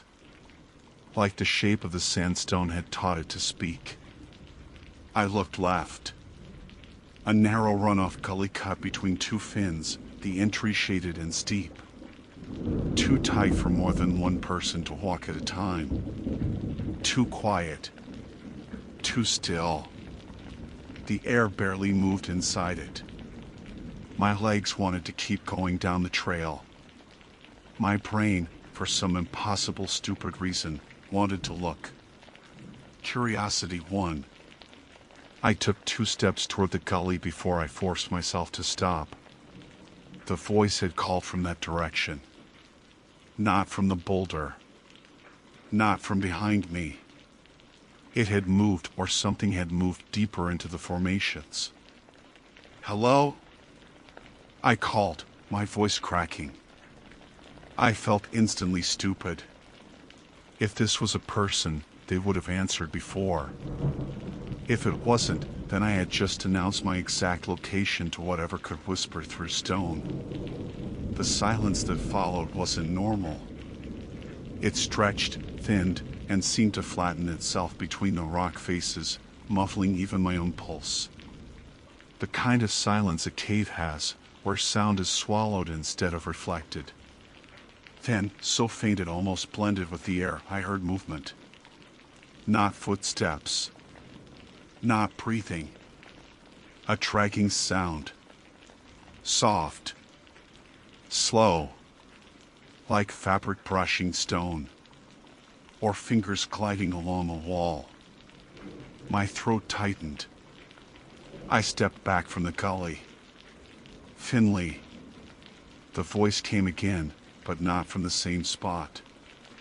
It slid to the right, farther inside the sandstone maze, as if something was weaving through cracks in the rock too narrow for any person to fit. Like the formations were tunnels for sound alone.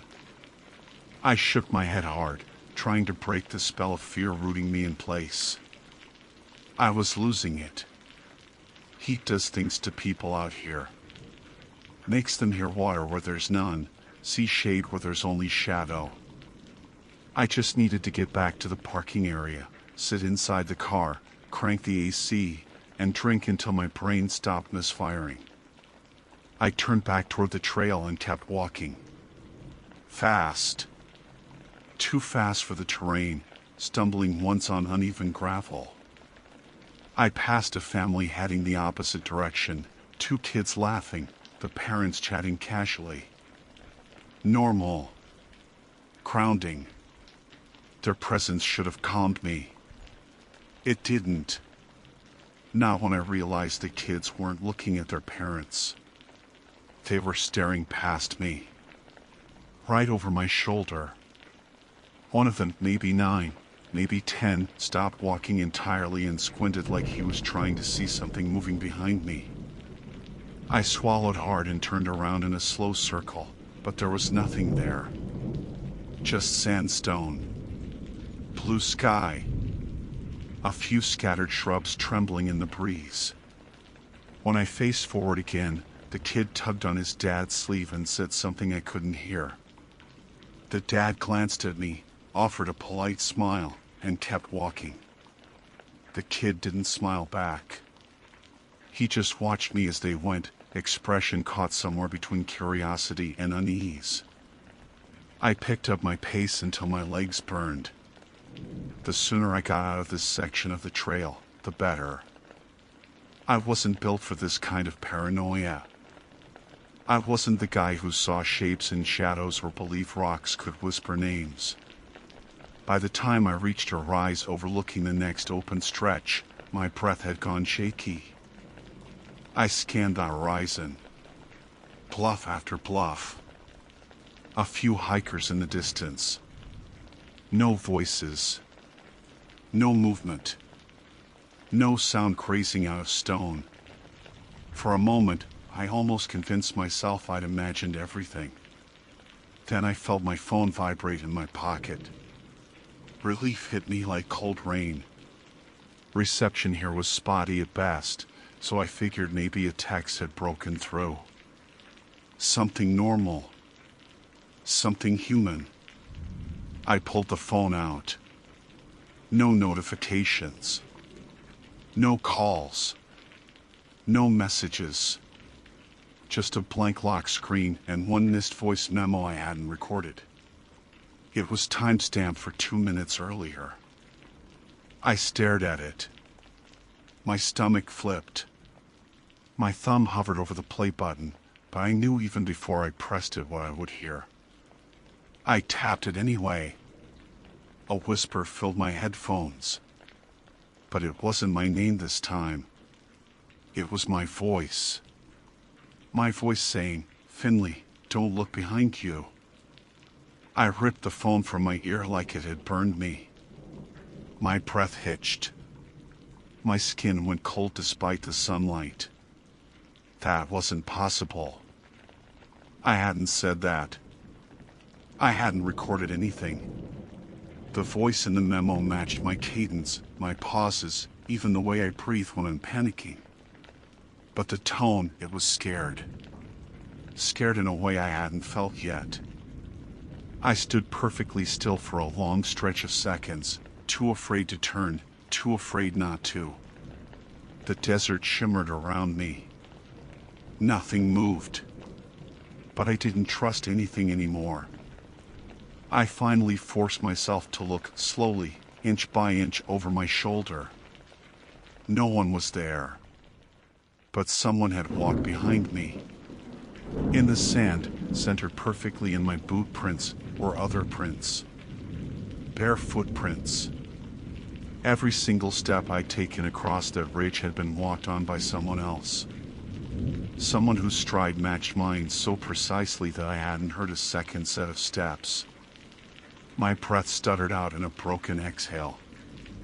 I stared at the prints, my pulse hammering so hard I felt it in my teeth.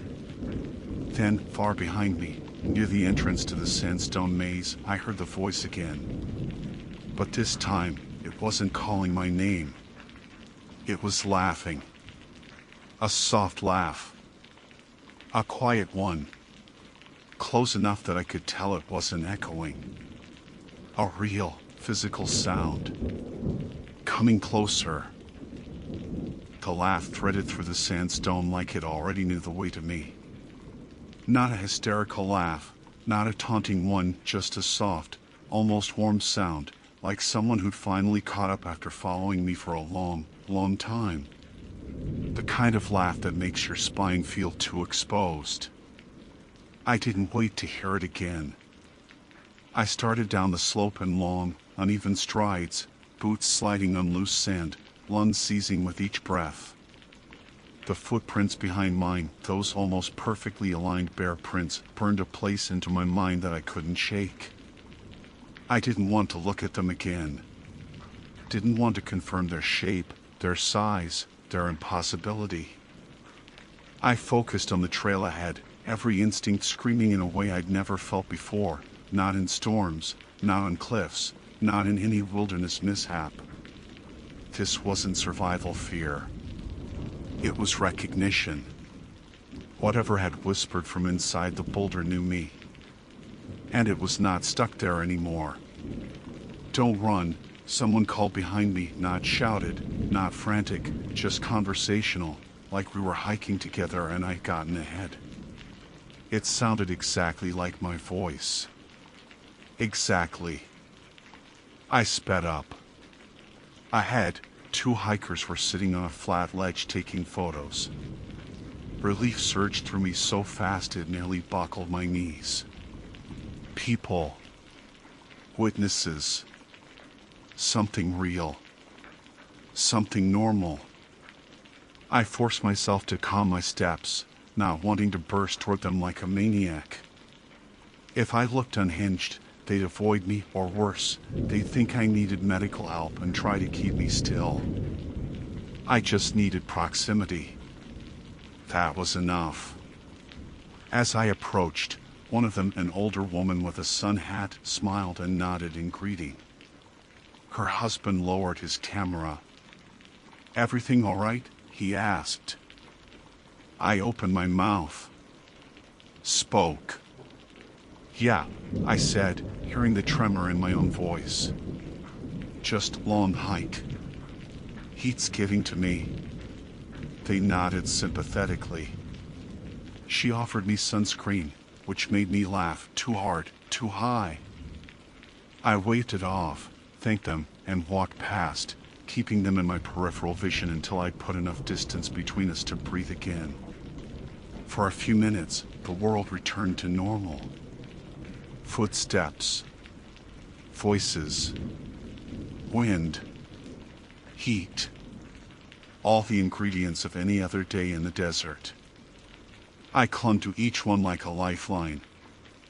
I told myself the footprints had been a trick of light and shadow, that I'd misinterpreted what I saw, that the voice memo was a glitch from a buffering audio file. Everything had a rational explanation if I just forced myself to think logically. Then I noticed something. Every hiker I passed was looking at me strangely, not concerned, not alarmed, just searching. As if they were trying to place me, or recognize me, or remember where they'd seen me before. A woman drinking water by a rock outcropping stared at me so intensely I felt it in my shoulders. When I met her eyes, she quickly looked away. Two teenage boys stopped talking mid-sentence as I walked past them. An older couple turned their heads simultaneously, tracking me like animals catching a scent. Something pushed cold through my bloodstream. They weren't staring at me. They were staring behind me. I didn't want to look. My body felt like it would collapse if I did. But I forced myself to turn just enough to see my own footprints trailing back across the sand. And in every other print, staggered but close, were the same bare footprints as before. They hadn't faded. They hadn't drifted. They hadn't lagged or run or stumbled. They were walking with me, step for step, like a shadow that had forgotten how to stay attached. I turned forward again and whispered under my breath, "No, no, no." Then something shifted to my right, subtle as a sliding breath. A man was standing about 30 feet away near a narrow sandstone cleft. He wasn't hiking. He wasn't geared up. He wasn't sweaty or tired or sun-flushed. He wore plain clothes, dark pants, a faded shirt, and he stood perfectly still, like he'd been carved from the same stone around him. His skin looked pale, too pale for midday desert, like he'd been pulled from somewhere without sunlight. He was watching me. Not openly, not curiously, intently. His head tilted slightly, the way someone studies a detail they already know well. His expression wasn't hostile. It was familiar. I took a step back. His lips moved. And in a voice that came out quiet and wrong in the heavy heat, he whispered my name exactly the way the boulder had the first time, slow, tasting the syllables. Finley Rhodes. My throat constricted hard. I took another step back, stumbling slightly. The man smiled a small, soft smile. Then he stepped into the sandstone cleft and vanished. Not disappeared like a magic trick. Not evaporated. He stepped into the rock as if the stone had depth, as if it opened for him, as if it wasn't stone at all but a dark hallway only he could see. I froze so completely my heartbeat echoed in my jaw. Someone touched my shoulder. I flinched so violently I almost fell. It was the husband from earlier, the one taking photos. He looked alarmed now, genuinely worried. "Hey, are you okay? You walked right past us a minute ago, but you didn't answer." My wife said you looked pale. My voice stuck.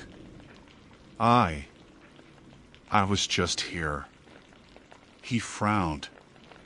We watched you walk up this trail. Nobody was with you. I shook my head. Tried to form words. Failed. He reached into his pack, pulled out a sealed water bottle, and pressed it into my hand. "Sit. Drink. Heat can knock your senses out." We've seen it happen. I wanted to believe him. I wanted that so badly it hurt.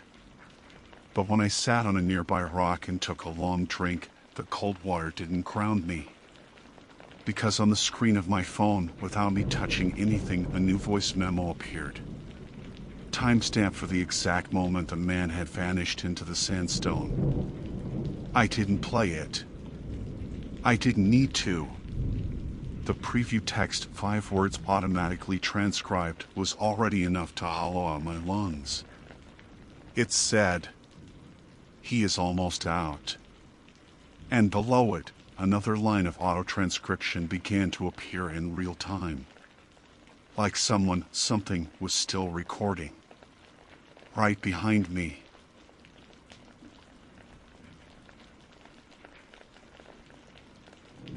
My name is Hale Dunford, and this account details the events that occurred during my visit to Crater Lake National Park on July 14th of this year. I am 34 years old, employed as a geological survey technician, and I had been assigned to conduct a one-day visual assessment of shoreline erosion along the western rim of the caldera. At the time, I believed the task would be straightforward. I did not anticipate that a simple moment of leaning over a still pool of water would alter the course of my understanding of perception, memory, and most disturbingly, my own sense of bodily control. The following narrative contains 903 words, but I assure you that every sentence has been selected with care to accurately reflect what I witnessed and what I cannot explain. I arrived at the Cleetwood Cove trailhead shortly after sunrise. The air had that sharp morning clarity you only get above 6,000 feet, cool enough that each inhale felt almost metallic. The lake itself was perfectly still, its surface dark as glass except where the early light caught it. Even after years of field work, Crater Lake always manages to look unreal, as if someone poured blue pigment straight into the caldera. My assignment required that I hike down to the water's edge, follow a marked shoreline route, and document several areas where rockfall had altered the slope. Nothing unusual. Nothing that should have made my skin crawl the way it later did. The descent to Cleetwood Cove was uneventful except for the silence. Even the birds seemed to hold their breath. The water was unbelievably calm, almost too calm, and I remember having the strange impulse not to break its surface, as if disturbing it would be an offense. I shook that off and started making my way along the designated path, pausing every few minutes to note changes in sediment or to photograph cracks in the basalt. Around mid-morning, I reached a shallow inlet tucked between two rock shelves.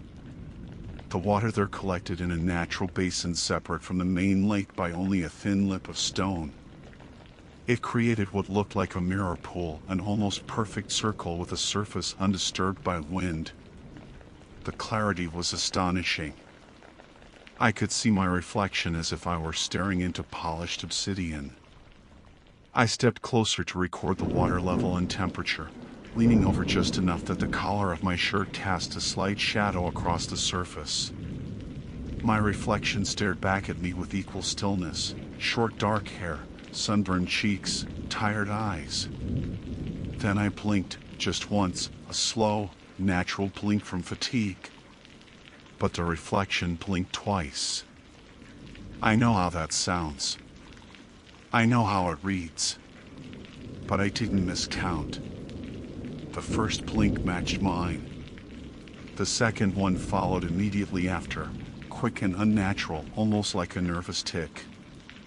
Except it wasn't mine. I jerked back so fast I scraped my knuckles on the rock.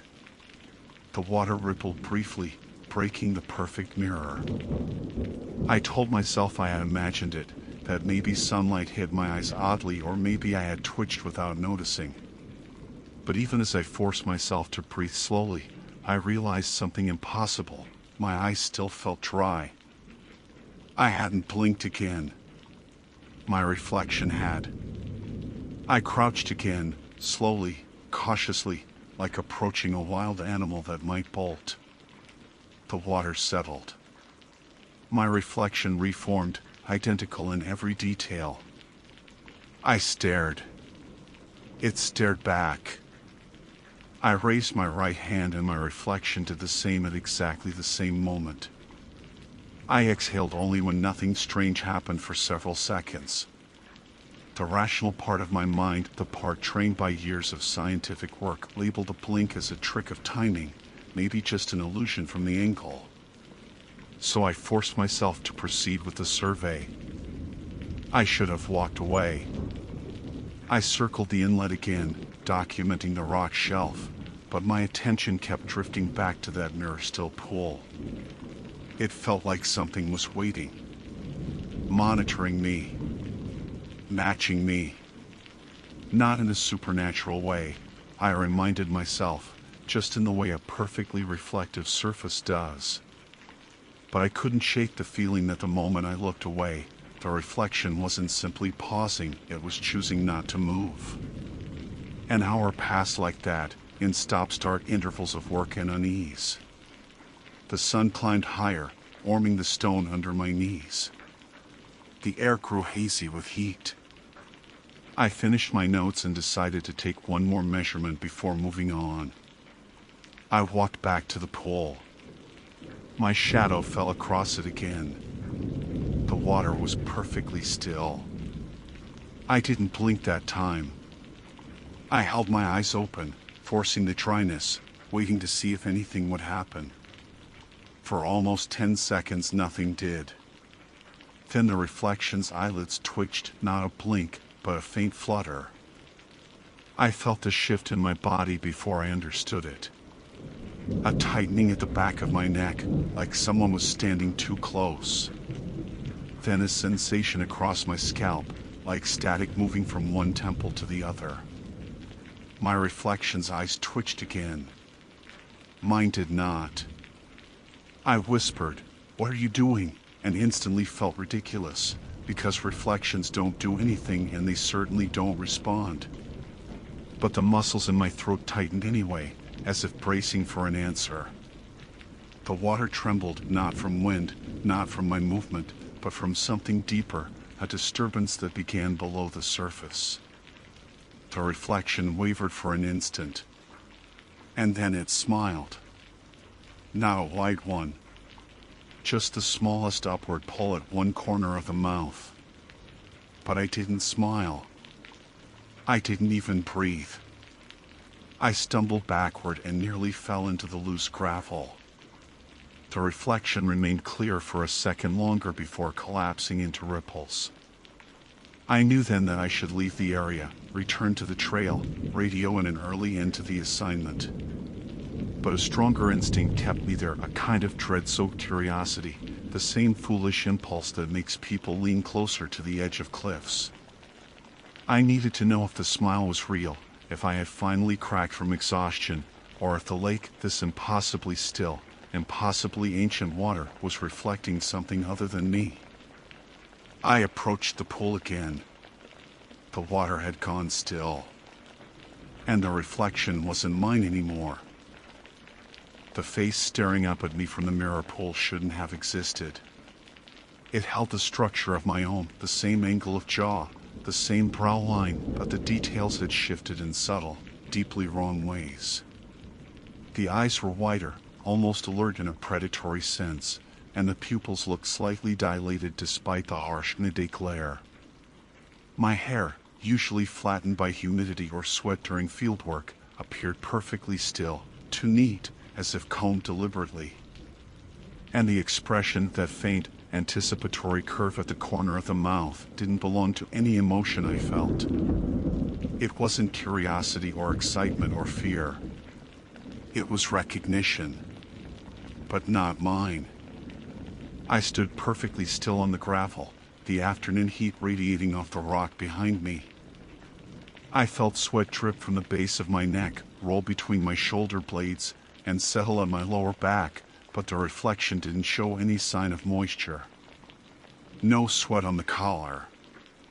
No shine on the forehead. My own breathing had deepened into rapid, uneven pulls, but the chest in the water didn't rise or fall. It just watched me, the stillness unnerving, almost hostile. I crouched slowly, easing down to my knees, careful not to let my shadow distort the image too much. The reflection didn't lower with me. It stayed standing. Taller. Straighter. Unmoving. My pulse thudded in my ears, drowning out the lake's faint lapping against distant rocks. I reached out with my right hand, fingers trembling. The reflection lifted its left hand, mirrored correctly, but the motion came a fraction of a second too late. Not enough to call it a lag. Enough to make my whole body recoil. I snatched my hand back. The reflection lowered its hand. It kept staring. There was no one else around. No wind. No nearby hikers. I scanned the rim trail above, but the ridge was empty except for a single Clark's nutcracker hopping along a branch. Nothing that could explain what I was seeing. I forced myself to say something. to break whatever terrible choreography was forming between me and the water. Stop. My voice sounded weak, unfamiliar. But the reflection didn't react. I swallowed hard and tried again, louder this time. Stop copying me. This time it tilted its head. Only a few degrees. A microscopic, inquisitive tilt, but enough that I felt the back of my throat close. It was mimicking understanding. Or testing it. I took a shaky step backward and finally forced myself to break eye contact. As soon as I looked away, even for a second, I felt something in the air shift. Like the sensation you get when someone moves silently behind you. A pressure change. A presence. I whipped my head back toward the pool. The reflection was gone. Only the sky looked back at me. Perfectly still, perfectly empty blue. But something else had changed. The surface of the water, pristine until that moment, now held the faintest ripple pattern expanding outward from the exact center of the pool. As if something had just slipped beneath it. My legs moved before my thoughts caught up. I turned, grabbed my pack, and practically sprinted over the uneven gravel, heading back toward the main lakeshore route. Every footstep sounded unnaturally loud. I kept expecting the crunch of another pair behind me. Something matching my pace. Or worse, closing in. The trail curved around a column of volcanic rock, and for a moment I felt the relief of being away from the pool's line of sight. But the relief vanished as soon as I passed the rock outcrop. There were footprints on the path ahead. My own boot tread. Size, spacing, depth identical in every way. Except for one thing. They were fresh. Very fresh. Edges crisp, no scatter of gravel from time or wind. And they were headed uphill. Away from the cove. In the direction I'd come from earlier that morning. I hadn't walked that way since descending hours ago. A cold numbness spread through my limbs. I told myself the footprints must belong to another hiker with the same boots, a coincidence, nothing more. But the pattern was too specific. The slight inward turn of my left foot. The heavier impact on the right heel from an old ankle injury. Details no one else would replicate. I crouched to inspect them more closely. That was when I noticed something worse. The stride was wrong. Too long. Much longer than my natural step. Someone or something had walked using my footprint pattern, but with a gait that didn't match mine at all. A longer stride, almost confident. Purposeful. And the direction of the prints wasn't random. They led from the cove trail, directly up to a point where the gravel met bare stone. A transition where no prints could continue. As if whatever had made them had simply stepped off the earth and vanished. I felt that static tension crawl across my scalp again. It knew the trail.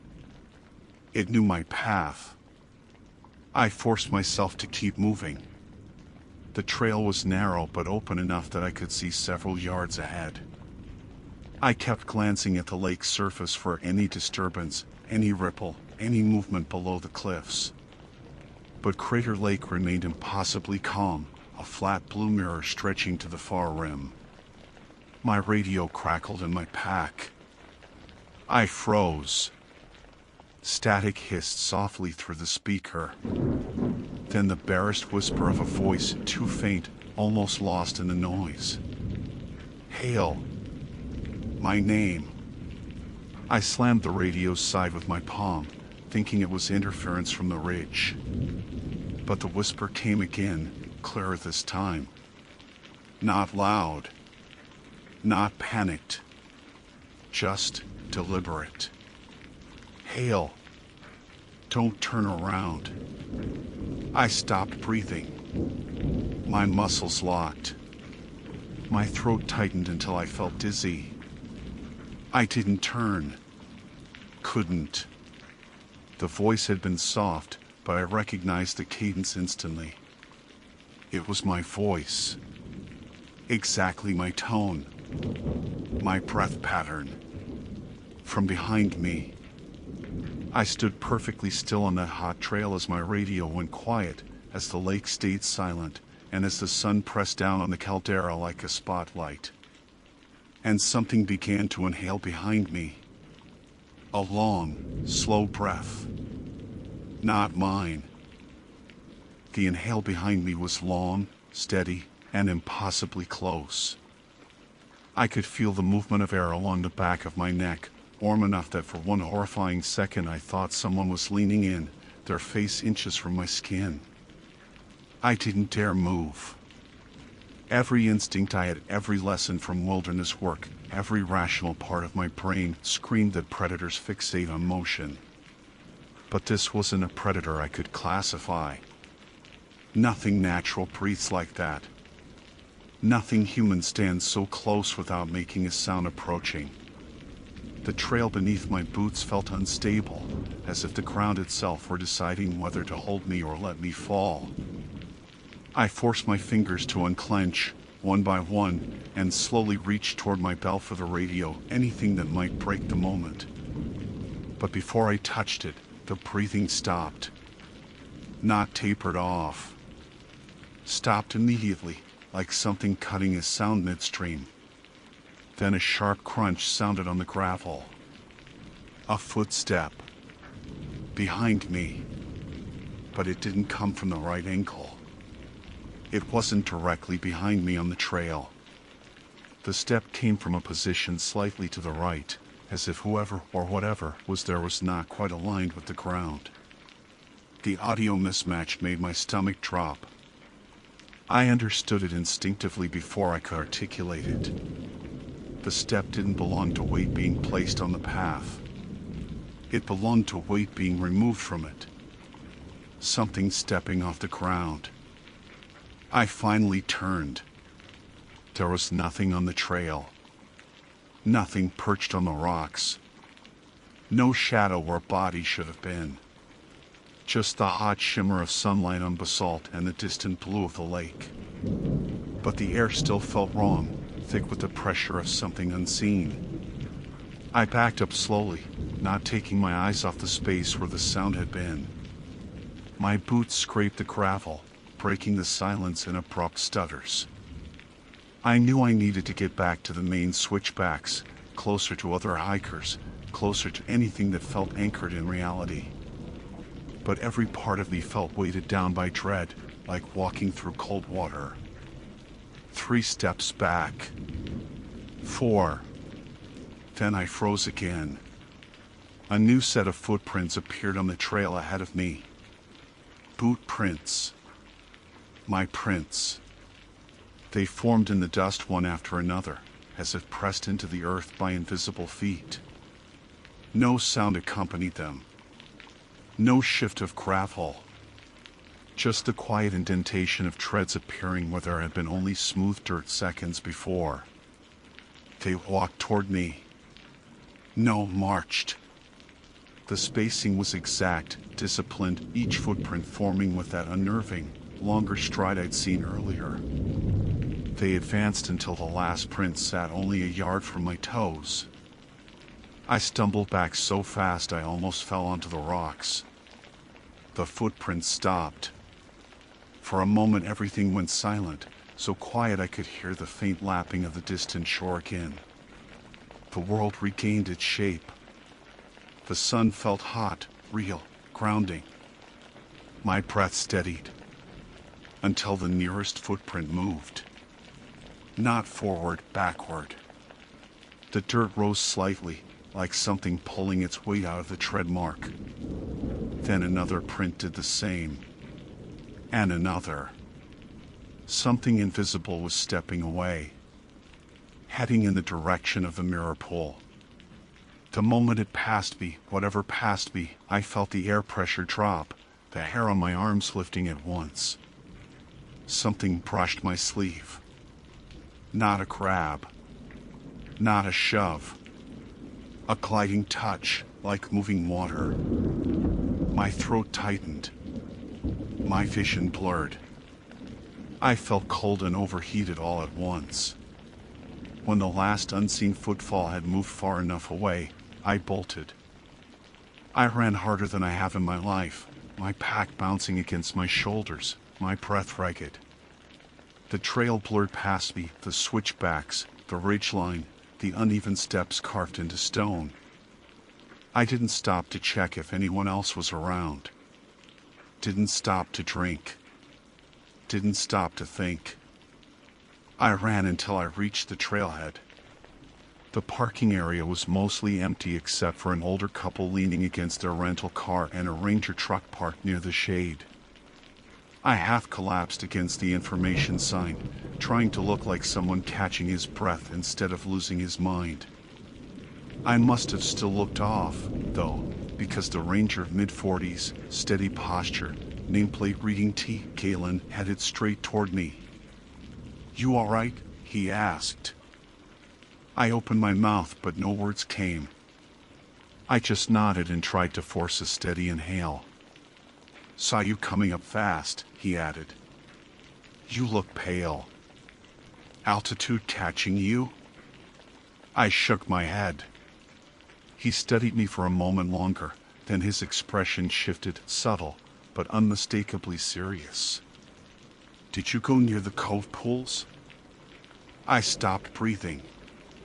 He didn't sound accusatory.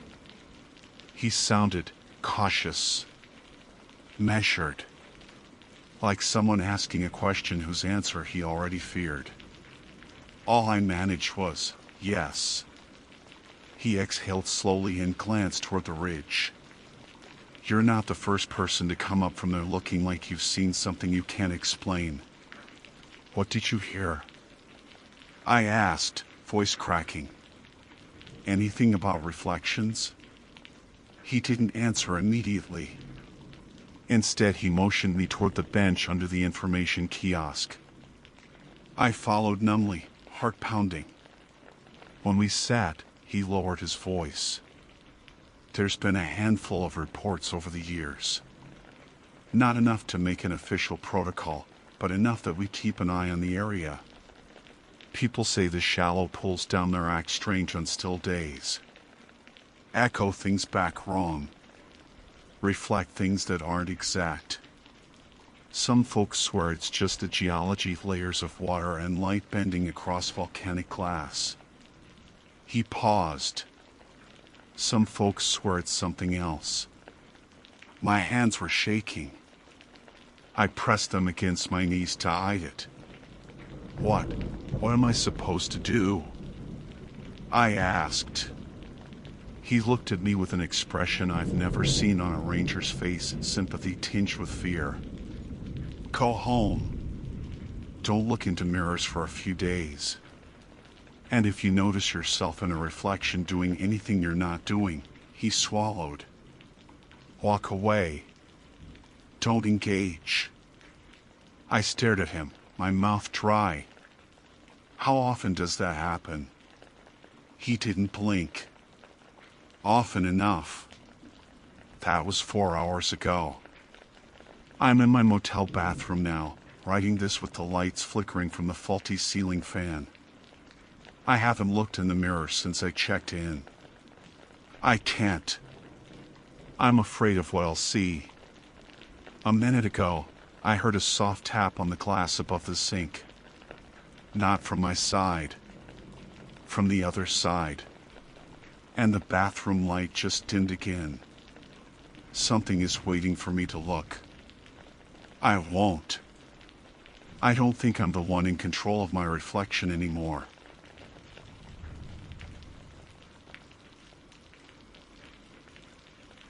My name is Surrey Lane, and on the morning this happened, I had been camping alone in Joshua Tree National Park for less than 12 hours.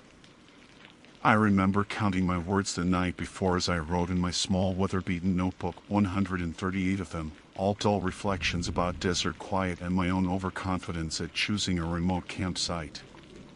None of those words prepared me for what I saw when I unzipped my tent at dawn. I had gone to sleep with nothing but rock, sand, and open desert around me. My tent stood alone beside a scatter of boulders, far from the popular campgrounds. The nearest people were a pair of fan campers nearly a mile away. I know because I had checked twice. Isolation was the whole point of the trip, one night to reset my brain, breathe, and remember that the world was bigger than the small apartment and the even smaller life I had been trapped in for weeks. When I sat up inside my tent and rubbed the grit from my eyelashes, the air felt cooler than it should have. A strange stillness hung outside, stronger than morning quiet, heavier than desert calm. I brushed it off as my imagination, unzipped the tent door, and pushed the flap aside. 3 tents surrounded mine. Not nearby. Not casually placed. They formed a tight ring around me, their doors facing inward, all zipped shut. The fabric of each one bulged slightly outward, as though something inside was leaning against the panels from within. Not moving, just pressing. For several seconds, my brain refused to process what I was seeing. I hadn't heard anyone arrive during the night. Footsteps on gravel travel far out here. The zipper of a tent is unmistakable. Yet I slept straight through the night and woke to this. My heartbeat picked up in that slow, sick way where you don't feel the pounding immediately, you feel it in your throat first. I crouched there with my hand still gripping the zipper, staring at the nearest tent, dark green, 2-person capacity, the kind sold at big box stores. The seams sagged slightly where weight pressed from the inside. I listened for breathing and heard nothing. It was too early to be hot, but sweat ran down my back anyway. My first instinct was to call out a simple hello. But the idea of those tent doors unzipping in response tightened something deep inside my ribs. I swallowed the words before they came out. Instead, I scanned the desert. No backpacks. No shoes. No scattered gear. No car tracks. No footprints leading to or from the tents. Just smooth, undisturbed sand. I stepped out of my tent carefully, testing the ground like it might give way. The tents were close enough that I could reach out and touch 2 of them at the same time if I stretched my arms. It felt like being enclosed. Corralled. I circled mine slowly, keeping distance from the walls of the strangers' tents. A part of me expected hands to burst out from behind the zippers or shadows to shift inside them. Nothing happened. The silence was unbearable.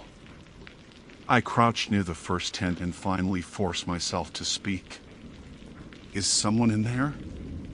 My voice broke slightly on the word someone, and I hated that. I cleared my throat and tried again. Hello? Are you okay? Do you need help? No answer. Not even a shuffling sound. When I touched the fabric with 2 fingers, barely grazing it, the material felt warm.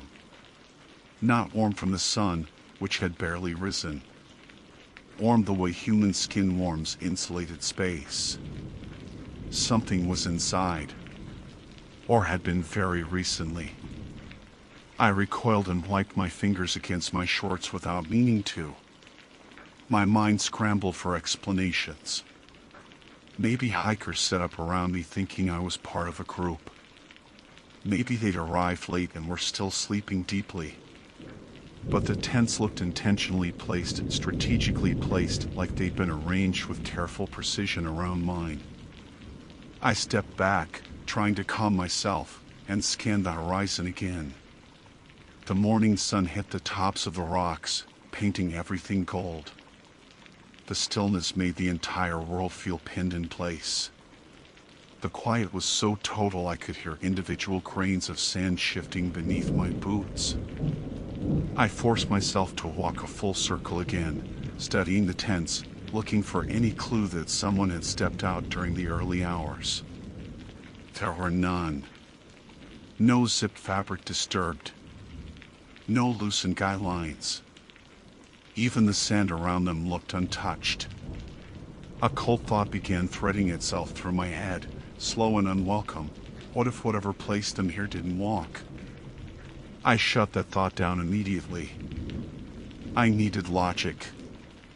Reality. Something solid to cling to.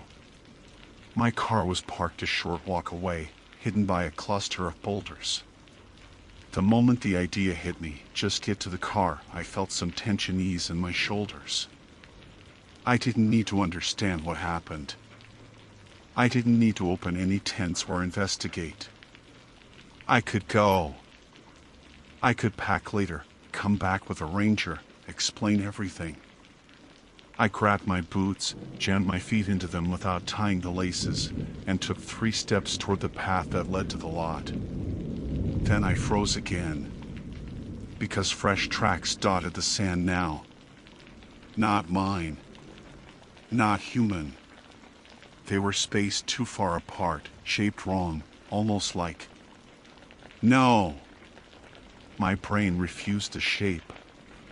It didn't match anything I knew. But the tracks led to the tents. All 3 of them. And not a single track led away. A tightening sensation crawled all the way up my spine. The sun was higher now, but the air felt colder. Before I could make myself move, something brushed the inside wall of the closest tent. A slow, deliberate shift. Not a person waking up. Something repositioning. I stumbled backwards so fast I nearly tripped over my own tent. The zipper on the nearest tent shuddered. Not opening. Just twitching. Like someone testing it from the inside. I took another step back, sand slipping under my boots. Nothing happened for 3 long seconds. Then a second tent rustled. Then the third. Not all at once. One, then another, then another. As if they were aware of me. The sound of the third tent rustling hit me with a clarity that yanked every thought clean out of my head. I didn't breathe. I didn't blink. I just stood there, the early light sharpening the edges of everything, the rocks, the tents, the dust motes drifting like ash between them, while the silent question hammered through my skull. What is inside those tents? The desert doesn't usually feel claustrophobic, but right then, it felt like the entire landscape had shrunk around me. I backed up another step, careful not to make noise, careful not to disturb the sand too much. It felt stupid, the way someone might tiptoe around a sleeping predator, praying not to wake it. The first tent gave a single, soft exhale. Not air through a zipper. Not wind. Weight shifting downward. Like someone slowly sitting back or lowering themselves away from the wall. But still, no breathing. No voices. Nothing that made sense. I turned toward the path that led toward my car. It wasn't far, maybe a 2-minute walk if I moved quickly. I kept my steps light, measured, like I was crossing broken glass. My mouth tasted like metal, the fear souring at the back of my tongue. The desert air usually smelled like dust and sun-baked stone. That morning, it smelled like nothing. Like the world was holding its breath with me. When I reached the line where sand gave way to the harder packed path, something in me finally cracked. My legs tensed, and I broke into a full sprint toward the boulders shielding the parking area. I'd barely made it halfway when a sound sliced across the desert. A zipper. Fast. Violent. My body reacted before my mind did. I swiveled around mid-stride. The nearest green tent, the one I touched, had its door open halfway. The flap hung loose, lifting slightly with the faint morning breeze. Nothing came out. Nothing leaned into view. But the interior was dark, darker than it should have been in the rising light, like the fabric swallowed whatever brightness tried to enter. My foot stepped back automatically. That's when the second zipper yanked open. Violent. Final. A tearing sound more than a sliding one, as if the thing inside didn't care about the tent at all. I stepped back again. The third zipper didn't open immediately. It hesitated, ticking in place, as though something inside was flicking it upward repeatedly but without enough dexterity to fully pull it. The motion didn't look human. It looked practiced, but wrong. Like fingers that were the right shape but the wrong strength. I didn't stay to watch how long it would take. I turned and sprinted toward the boulders, heart hammering in my throat. The desert blurred around me, gold, gray, rust, all of it flashing past. My breath felt thick and ragged. My chest burned. When I rounded the largest rock, the parking area came into view. My car wasn't there. I stopped so abruptly that sand sprayed forward around my boots. No car. Not even tire marks. Nothing but bare earth, the dust unbroken except for my own footprints. I blinked hard, trying to make sense of the emptiness in front of me. I had parked here. Right here. I remembered the angle, the way the front of the car pointed slightly toward the cluster of yuccas. I remembered locking it, testing the handle, slinging my pack over my shoulder. It couldn't just be gone. Stolen? That was possible. But in the middle of the night? Without headlights, without engine noise, without disturbing the sand? My phone died the night before, and I planned to charge it in the car that morning. Now I didn't even have the car. Behind me, something hit the ground with a heavy thump. I didn't turn. I didn't want to. But the noise came again, a second thump, softer, like weight settling into sand. Then a long dragging sound. I forced myself to look. Two of the tents had collapsed. Not inward, like someone had escaped. Outward the poles pushed, bent, broken from the inside, as if something had forced itself out with no concern for shape or effort. But there was nothing standing near them. No figures. No people. Just fabric draped over disturbed sand.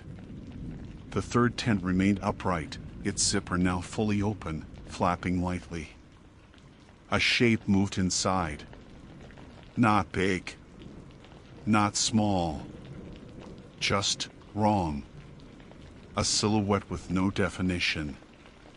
Like something shifting behind a curtain when you're too far away to identify limbs or a head. I backed up, slow and shaky, my boots scuffing the ground with each step. Whatever had come out of the first two tents was invisible, but the sand around them looked newly disturbed. Lines that didn't match footprints. Curves, like arcs dragged by something pulling itself forward. My throat tightened. I needed higher ground.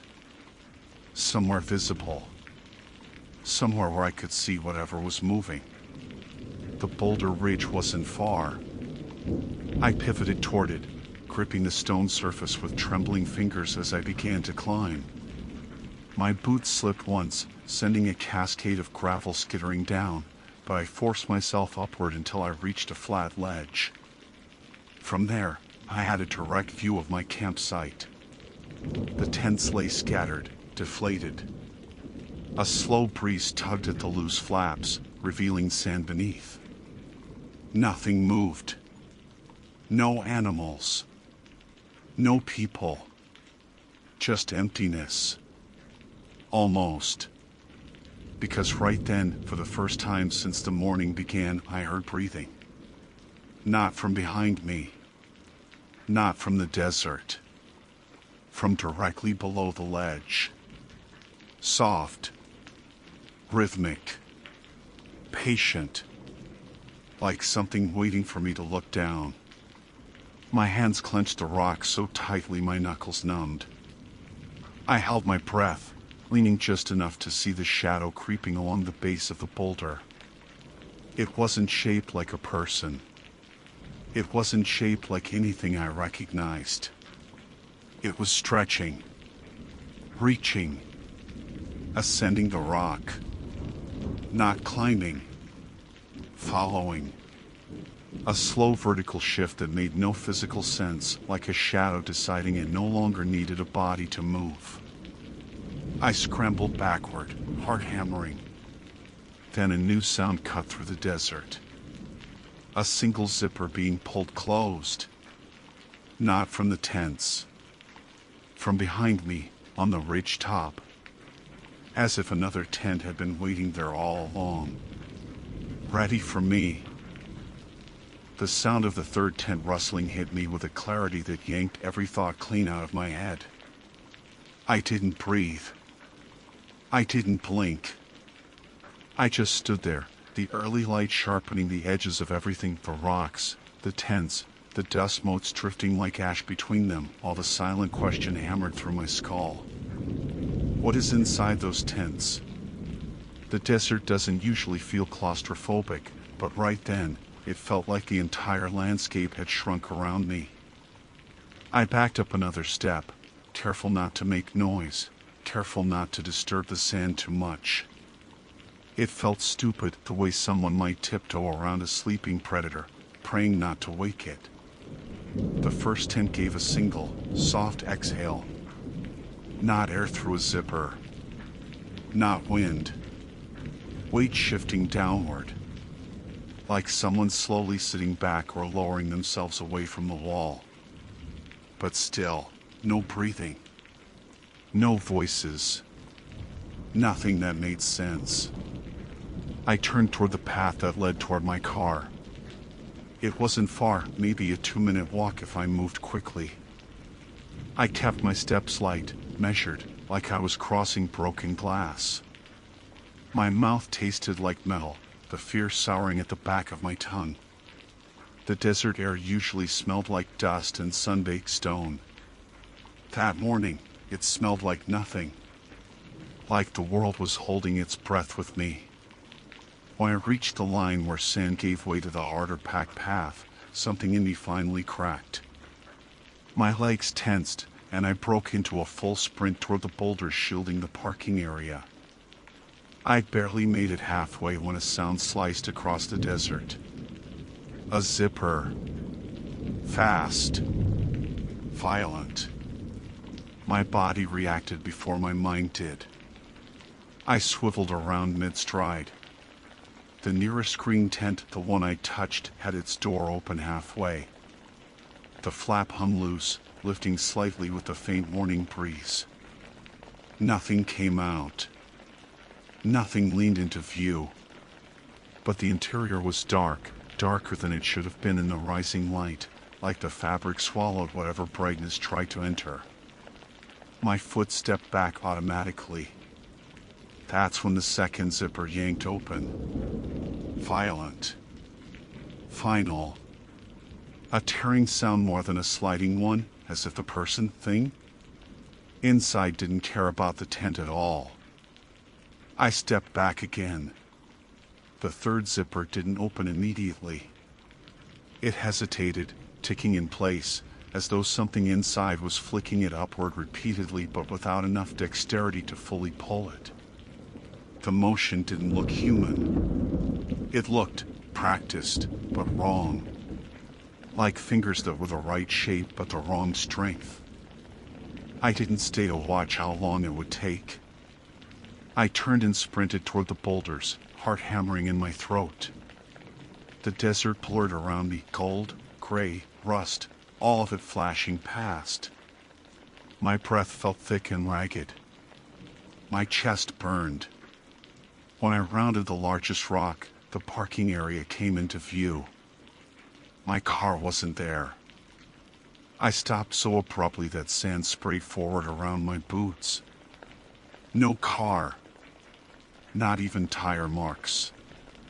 Nothing but bare earth, the dust unbroken except for my own footprints. I blinked hard, trying to make sense of the emptiness in front of me. I had parked here. Right here. I remember the angle, the way the front of the car pointed slightly toward the cluster of yuccas. I remembered locking it, testing the handle, slinging my pack over my shoulder. It couldn't just be gone. Stolen? That was possible. But in the middle of the night, without headlights, without engine noise, without disturbing the sand? My phone died the night before, and I planned to charge it in the car that morning. Now I didn't even have the car. Behind me, something hit the ground with a heavy thump. I didn't turn. I didn't want to. But the noise came again, a second thump, softer, like weight settling into sand. Then a long dragging sound. I forced myself to look. 2 of the tents had collapsed. Not inward, like someone had escaped. Outward the poles pushed, bent, broken from the inside, as if something had forced itself out with no concern for shape or effort. But there was nothing standing near them. No figures. No people. Just fabric draped over disturbed sand. The third tent remained upright, its zipper now fully open, flapping lightly. A shape moved inside. Not big. Not small. Just wrong. A silhouette with no definition. Like something shifting behind a curtain when you're too far away to identify limbs or a head. I backed up, slow and shaky, my boots scuffing the ground with each step. Whatever had come out of the first 2 tents was invisible, but the sand around them looked newly disturbed. Lines that didn't match footprints. Curves, like arcs dragged by something pulling itself forward. My throat tightened. I needed higher ground. Somewhere visible. Somewhere where I could see whatever was moving. The boulder ridge wasn't far. I pivoted toward it, gripping the stone surface with trembling fingers as I began to climb. My boots slipped once, sending a cascade of gravel skittering down, but I forced myself upward until I reached a flat ledge. From there, I had a direct view of my campsite. The tents lay scattered, deflated. A slow breeze tugged at the loose flaps, revealing sand beneath. Nothing moved. No animals. No people. Just emptiness. Almost. Because right then, for the first time since the morning began, I heard breathing. Not from behind me. Not from the desert.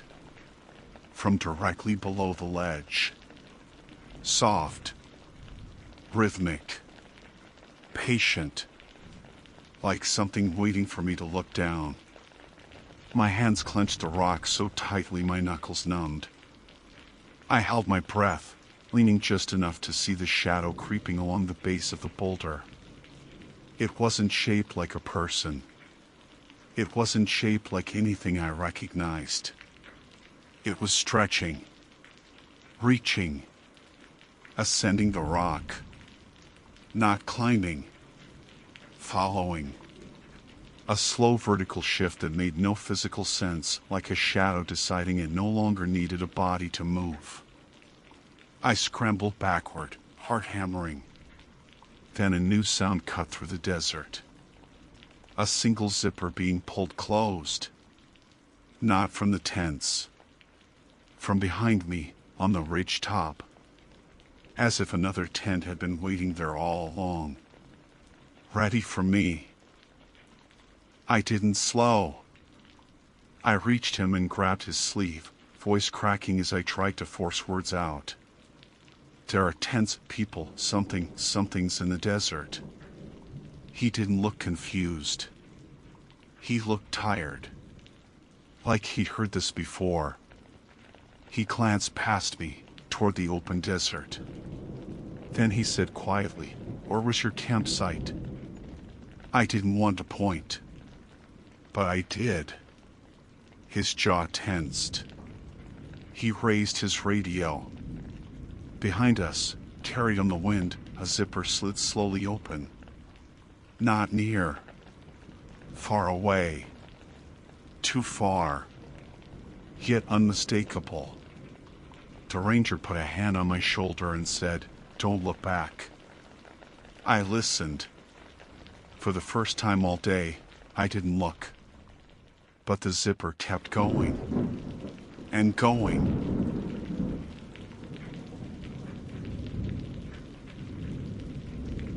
My name is Corbin Fay, and on the morning of July 14th, I hiked into Great Basin National Park with the intention of completing a quiet, solitary ascent toward Wheeler Peak. I mention the date only because I've reread my notes so many times that the number feels permanently etched into my memory, and because what happened that day, though entirely explainable, still replays in my head with the weight of something I should have anticipated and didn't. My goal was simple. A single-day climb on one of the least crowded routes, the kind that allows you to hear your own breathing without the interruption of conversation or tourist chatter. I had come alone, which I usually prefer, and the air that morning was cold, clear, and still in a way that should have been calming. Instead, from the moment I locked my car at the trailhead, I felt something off, a kind of pressure in the air, like the park was listening. I headed uphill with the kind of confidence that comes from years of day hikes, the sun still low enough that the shadows beside the path looked like spilled ink stretching west. The gravel under my boots crunched the way it always does, steady and rhythmic. I could hear birds moving in the limber pines, tree branches ticking lightly in the breeze. Nothing unusual, nothing dramatic. But by the time I reached the first switchback, I became aware of another sound layered under the grind of my own steps. A subtle drag at first, then the distinct thud of weight landing on packed earth, just one step behind mine. Heavy. Slow. Deliberate. Too close. I stopped walking as naturally as I could manage, pretending to check the strap of my pack. The sound behind me stopped too. I turned around expecting to see someone, maybe another hiker who'd come up quietly, or a wildlife photographer with soft-soled boots. But the trail behind me was empty for at least 200 feet. No rustling, no breath, no movement. Just the wide, quiet openness of morning light spreading over the sagebrush. It crossed my mind that maybe the echo of my own steps had bounced strangely between the rock formations, but the timing had felt too precise, too in sync with me to be a coincidence. Still, nothing was there. I wasn't going to stand staring at empty dirt all morning, so I started walking again. The footsteps returned immediately. This time there was no mistaking it. They followed the moment my stride resumed, always one beat behind, always slightly heavier. I tried to ignore the way the hair on the back of my neck tightened. Echoes can be weird in canyons, I reminded myself. Sounds can bounce in bizarre ways depending on temperature pockets, bare rock, and even how tired you are. I forced myself to keep moving uphill, focusing on the sound of my own boots, but the pace behind me adjusted with mine. When I slowed, it slowed. When I quickened, it quickened.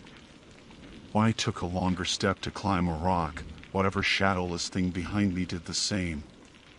At the next bend, I decided to stop again, half hoping I'd find someone rounding the corner, a late-start hiker with a heavy gait, maybe just outside my line of sight. But nothing appeared. Instead, the wind shifted, carrying the faint, distant click of rocks tumbling down a slope somewhere to the east. I crouched, pressing my hand to the ground, and felt a dull, steady vibration that lasted only a second. It was subtle, the kind of thing you'd miss if you weren't already tense. It reminded me of the low thud of something shifting underground or the rumble of a distant truck, except we were miles from the nearest road. I tried to reason with myself. The park is full of loose rock shelves and hidden pockets of instability. The thaw cycle moves everything around. Sounds carry in ways you can't predict. That had to be it. I kept moving. The next hour felt like being followed by my own shadow, except my shadow had weight, intention, and could decide whether to reveal itself. I kept glancing back, not because I expected anything supernatural, nothing like that ever crossed my mind, but because the situation was setting off every practical alarm I had. If someone was trailing me, they might be injured, disoriented, or in trouble. People don't match pace that precisely unless they're trying to conserve energy or trying not to be noticed. Neither possibility felt great. The terrain steepened, leading toward a narrow section bordered by white-bark pines. The trail narrowed, making it harder for sound to bounce, which should have clarified the source of the footfalls. Instead, they grew even clearer. The weight of them felt like it belonged to someone far bigger than me, someone whose boots sank deeper into the soil. I told myself it was probably just acoustics, that the forest corridor was funneling the noise, but the rational explanation didn't calm me the way I hoped. I stepped aside, moving to the edge of the path to let whoever it was pass me. If they wanted to keep going, they could go ahead. If they wanted to talk, we could talk. I didn't care. I just needed to confirm there was an actual person back there. No one came into view. I waited a full minute. Nothing. The wind rustled through the trees, carrying dust and dry needles, but all I could hear beyond that was my own heartbeat ticking louder than the breeze. It was ridiculous to stay rooted to the spot indefinitely, so I decided on something simple and reasonable. I'd call out. Maybe whoever it was didn't want to startle me. Maybe they were embarrassed about getting too close. Anything was better than imagining the wrong thing. "Hey!" I shouted. "You okay back there?" Silence fell so sharply it felt personal. I called again, louder. "If you need help, just say something." Wind answered. Trees whispered. The footsteps did not. A knot tightened low in my stomach. I adjusted the straps on my pack and started forward, determined to keep climbing. Whoever or whatever was making that sound had a physical explanation. It had to. But the higher I climbed and the more the air thinned, the more the footsteps behind me felt less like coincidence and more like a warning I didn't yet understand. The trail angled upward into thinner, sharper air, the kind that dries your mouth even when you're not talking, though I kept trying to swallow the unease building in my throat. The footsteps had stopped again the moment I paused at the narrow bend, and the silence that followed felt heavier than the footsteps themselves. I didn't want to stand still long enough for the sound to return, so I pushed ahead, letting the incline force my calves to burn. There was nothing technically hard about this part of the climb, just steady elevation, but every few minutes I found myself glancing over my shoulder. Each time, the trail behind me remained as empty as a photograph. 100 yards later, the path widened into an exposed stretch of loose scree with the remains of old glacial deposits scattered across a slope. Small rocks shifted under my boots, sliding a few inches with each step. And that's when I heard it again, the heavy footfall behind me, followed by the scraping tumble of rock displaced by a larger weight than mine. Not one step. Two. Then silence. The sound was so crisp and close that I spun around fully expecting to catch someone mid-stride. But there was no one. Only the lingering dust I had kicked up myself. Something finally clicked in my head that should have clicked earlier. The slope wasn't stable. Loose creek can shift in waves. Your weight can dislodge rocks that cascade farther behind you several seconds later, bouncing down in unpredictable patterns. It can mimic footsteps if you're not paying attention. I crouched again and pressed my hand into the loose stone. A few pebbles slid away under my fingers, followed by a soft cascade farther down the slope. It didn't line up perfectly with the rhythm I'd been hearing, but it was close enough that my nerves eased slightly. Not completely, just enough to breathe a little steadier. I continued upward, moving more slowly, listening for the actual mechanics of the terrain instead of the shape my fear had given the sounds. Every once in a while, a rock shifted somewhere behind me, but not with the same purposeful cadence as before.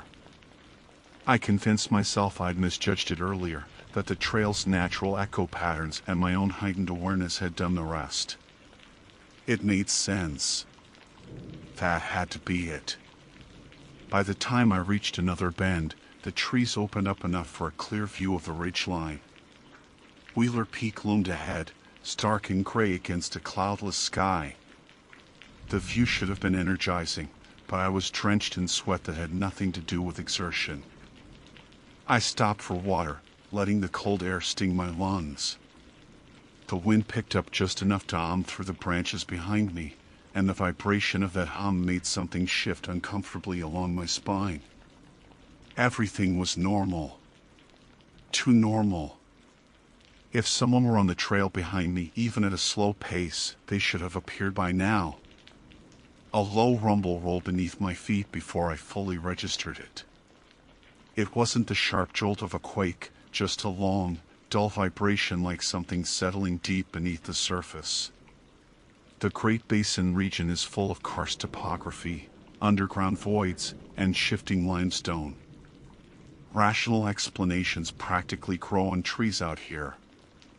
Still, it caught me off guard, and the instinctive tightening in my chest was immediate. The rumble faded, replaced by a brief flutter of loose gravel falling somewhere unseen. I pushed forward again, telling myself not to look back anymore. But that intention lasted only 10 minutes. The next stretch of trail dipped slightly before rising again toward a cluster of twisted bristlecone pines. Their ancient, skeletal shapes always look like they're reaching toward anyone who walks near them, but today they looked especially stiff, as though the air itself held them in place. I stepped into the shadow of the first tree and froze. Footsteps. Not echoes. Not gravel. Real, slow, heavy footsteps. They didn't match mine at all this time. They didn't try to. The weight in them was undeniable, each one landing with a muted thud that made my skin contract. I turned sharply, my breath catching halfway up my throat. The path behind me was clear, but for the first time, I noticed something I hadn't seen earlier. Indented prints in the dirt. They weren't fresh enough to be forming right then, and they didn't show any specific tread, just faint depressions from hiking boots. They didn't line up exactly with my path either. They followed it loosely but wandered slightly toward the brush at the edges. I felt a pulse of relief rush through me faster than I could stop it. Someone had actually been on the trail recently. I wasn't imagining everything. Maybe their footsteps carried strangely because of atmospheric conditions. Maybe they were farther behind than they sounded. Maybe they turned off to another route. But that relief faded fast when I bent to study the tracks more closely. The dirt had begun drying around the edges of the depressions, meaning they weren't from today. They might not have even been from this week. High desert conditions can preserve prints for a while. There was no way to tell how old they were or who had made them. The heavy, close footsteps I heard had felt too fresh to belong to these. I pushed on at a faster pace, telling myself I wasn't afraid, I just wanted to reach the summit before the wind patterns changed. But truthfully, I wanted to put distance between myself and whatever was causing those sounds. The trail felt narrower now, even where it widened. The silence pressed in. Every rock crunch under my boots seemed unnaturally loud. 15 minutes later, I heard the footsteps again, closer than ever. They weren't behind me this time. They were above me. They sounded like they came from a point just beyond the outcrop overhead, where the trail bent behind a jagged ridge of quartzite. Slow. Calculated. Too heavy to be a mountain goat, too steady to be a falling rock, too rhythmic to be the idle shifting of an animal. I could feel the vibration of them faintly under my feet, almost like a signal, a warning, or the weight of someone who didn't want to be seen but also wasn't being careful enough to hide. I swallowed hard and stepped forward, trying to angle myself so I could see around the curve without exposing too much of my body. My boots scraped lightly on the stone. The footsteps above me stopped. The sudden silence felt enormous. And then, from somewhere just beyond the bend, something shifted. Not footsteps. Breathing. Slow. Controlled. Human. The breathing wasn't loud, but it was unmistakably human, steady, shallow, as though whoever was above the bend was trying not to let it slip out at all. I stood absolutely still, my hand tightening around the strap of my pack, listening so carefully that the wind scraping across the quartzite felt like it was inside my skull. My first instinct wasn't fear. It was calculation. People don't hide on mountain trails unless something's wrong. Injured hikers sometimes crawl off the path, or get disoriented, or embarrassingly try to rest somewhere they think is out of sight. But this breathing had an intentional quality to it that I couldn't shake. I forced myself to call out again, softer this time. Hey! Are you hurt? The breathing didn't stop, but it didn't respond either. That was worse than silence. I stepped carefully toward the bend, putting each boot down slowly to avoid dislodging loose rocks. The last thing I needed was to spook someone into doing something dangerous or to send myself sliding down scree. As I approached, the air thinned further, carrying a faint echo that might have been shifting gravel or might have been the quickening of my own pulse. I inched toward a position where I could see over the ledge. Just a little farther. Just enough to. A figure came into view.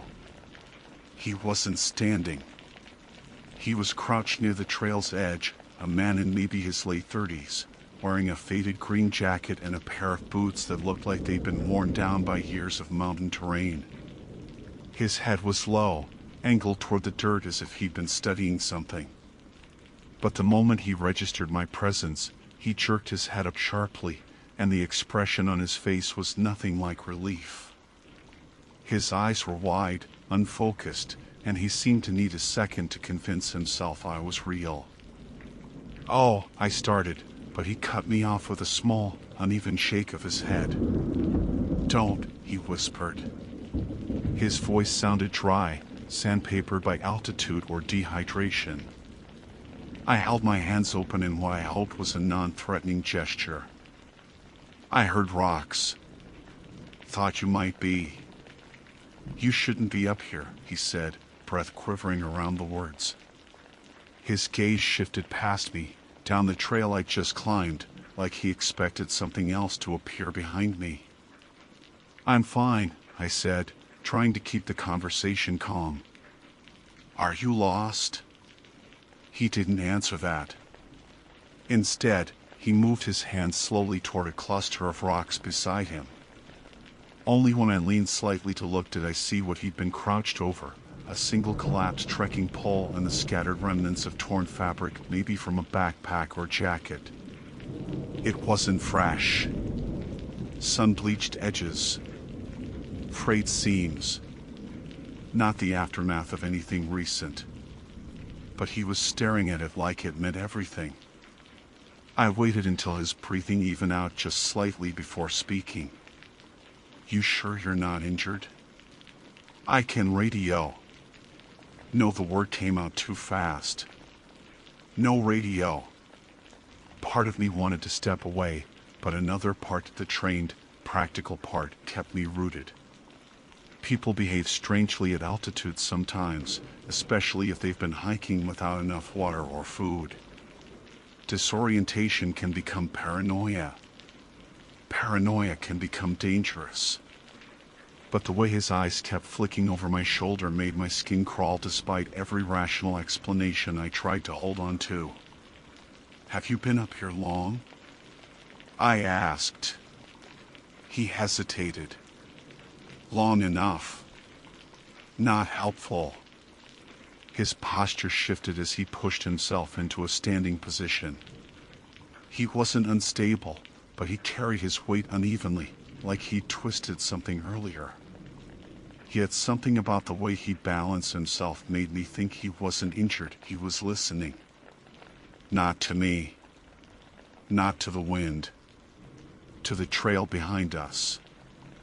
Did you hear footsteps? I asked quietly.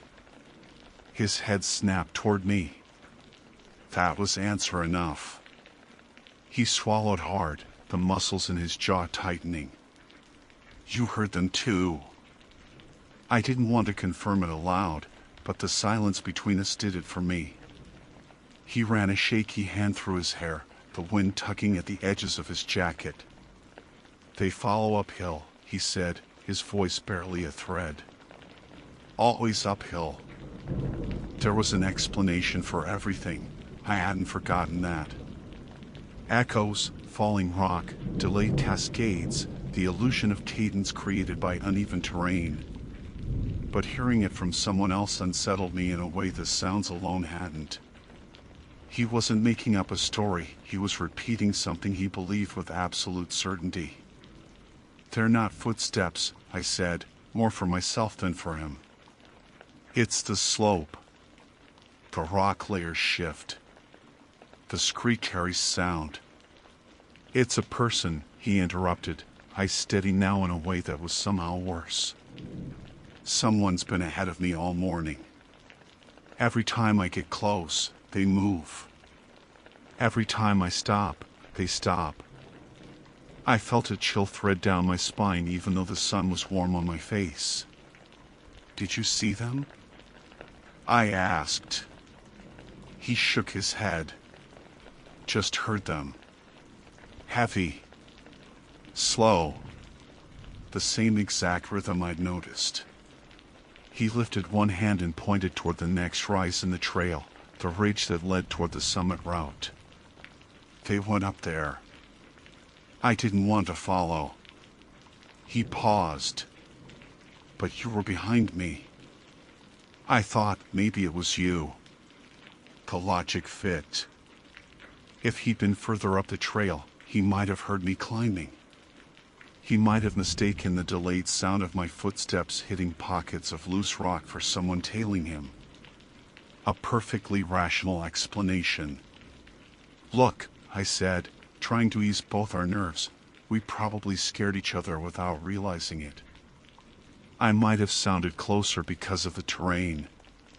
You might have sounded heavier because of the slope. He didn't look convinced, but he didn't argue. His breath had steadied, and his shoulders lowered the slightest bit. That was something. Come down with me, I offered. We'll descend together. No point in continuing if you're spooked. He nodded slowly. Yeah. Together. We turned around. The trail behind us looked exactly the same as before, sunlit, empty, open. Not a shadow except our own. We started descending carefully, testing each step on the loose scree. Halfway down the first stretch, something happened that pulled the last thread of certainty out from under me. A slow, heavy step echoed above us. Not behind us. Above. A single rock bounced down the slope, rolling past my boot before settling against a pine root. The man beside me froze. We both looked up at the ridge we just left. Nothing moved. No person. No shadow. No animal. Nothing but wind stroking the stone. I opened my mouth to explain it, to reach for the geology, the acoustics, the thousands of mundane explanations that had to apply. But he spoke first. "It's just a mountain shifting," he said, too quickly. "Just a mountain." His eyes didn't match his voice. We descended without speaking again, both of us listening to our footsteps, hoping the mountain wouldn't answer a second time.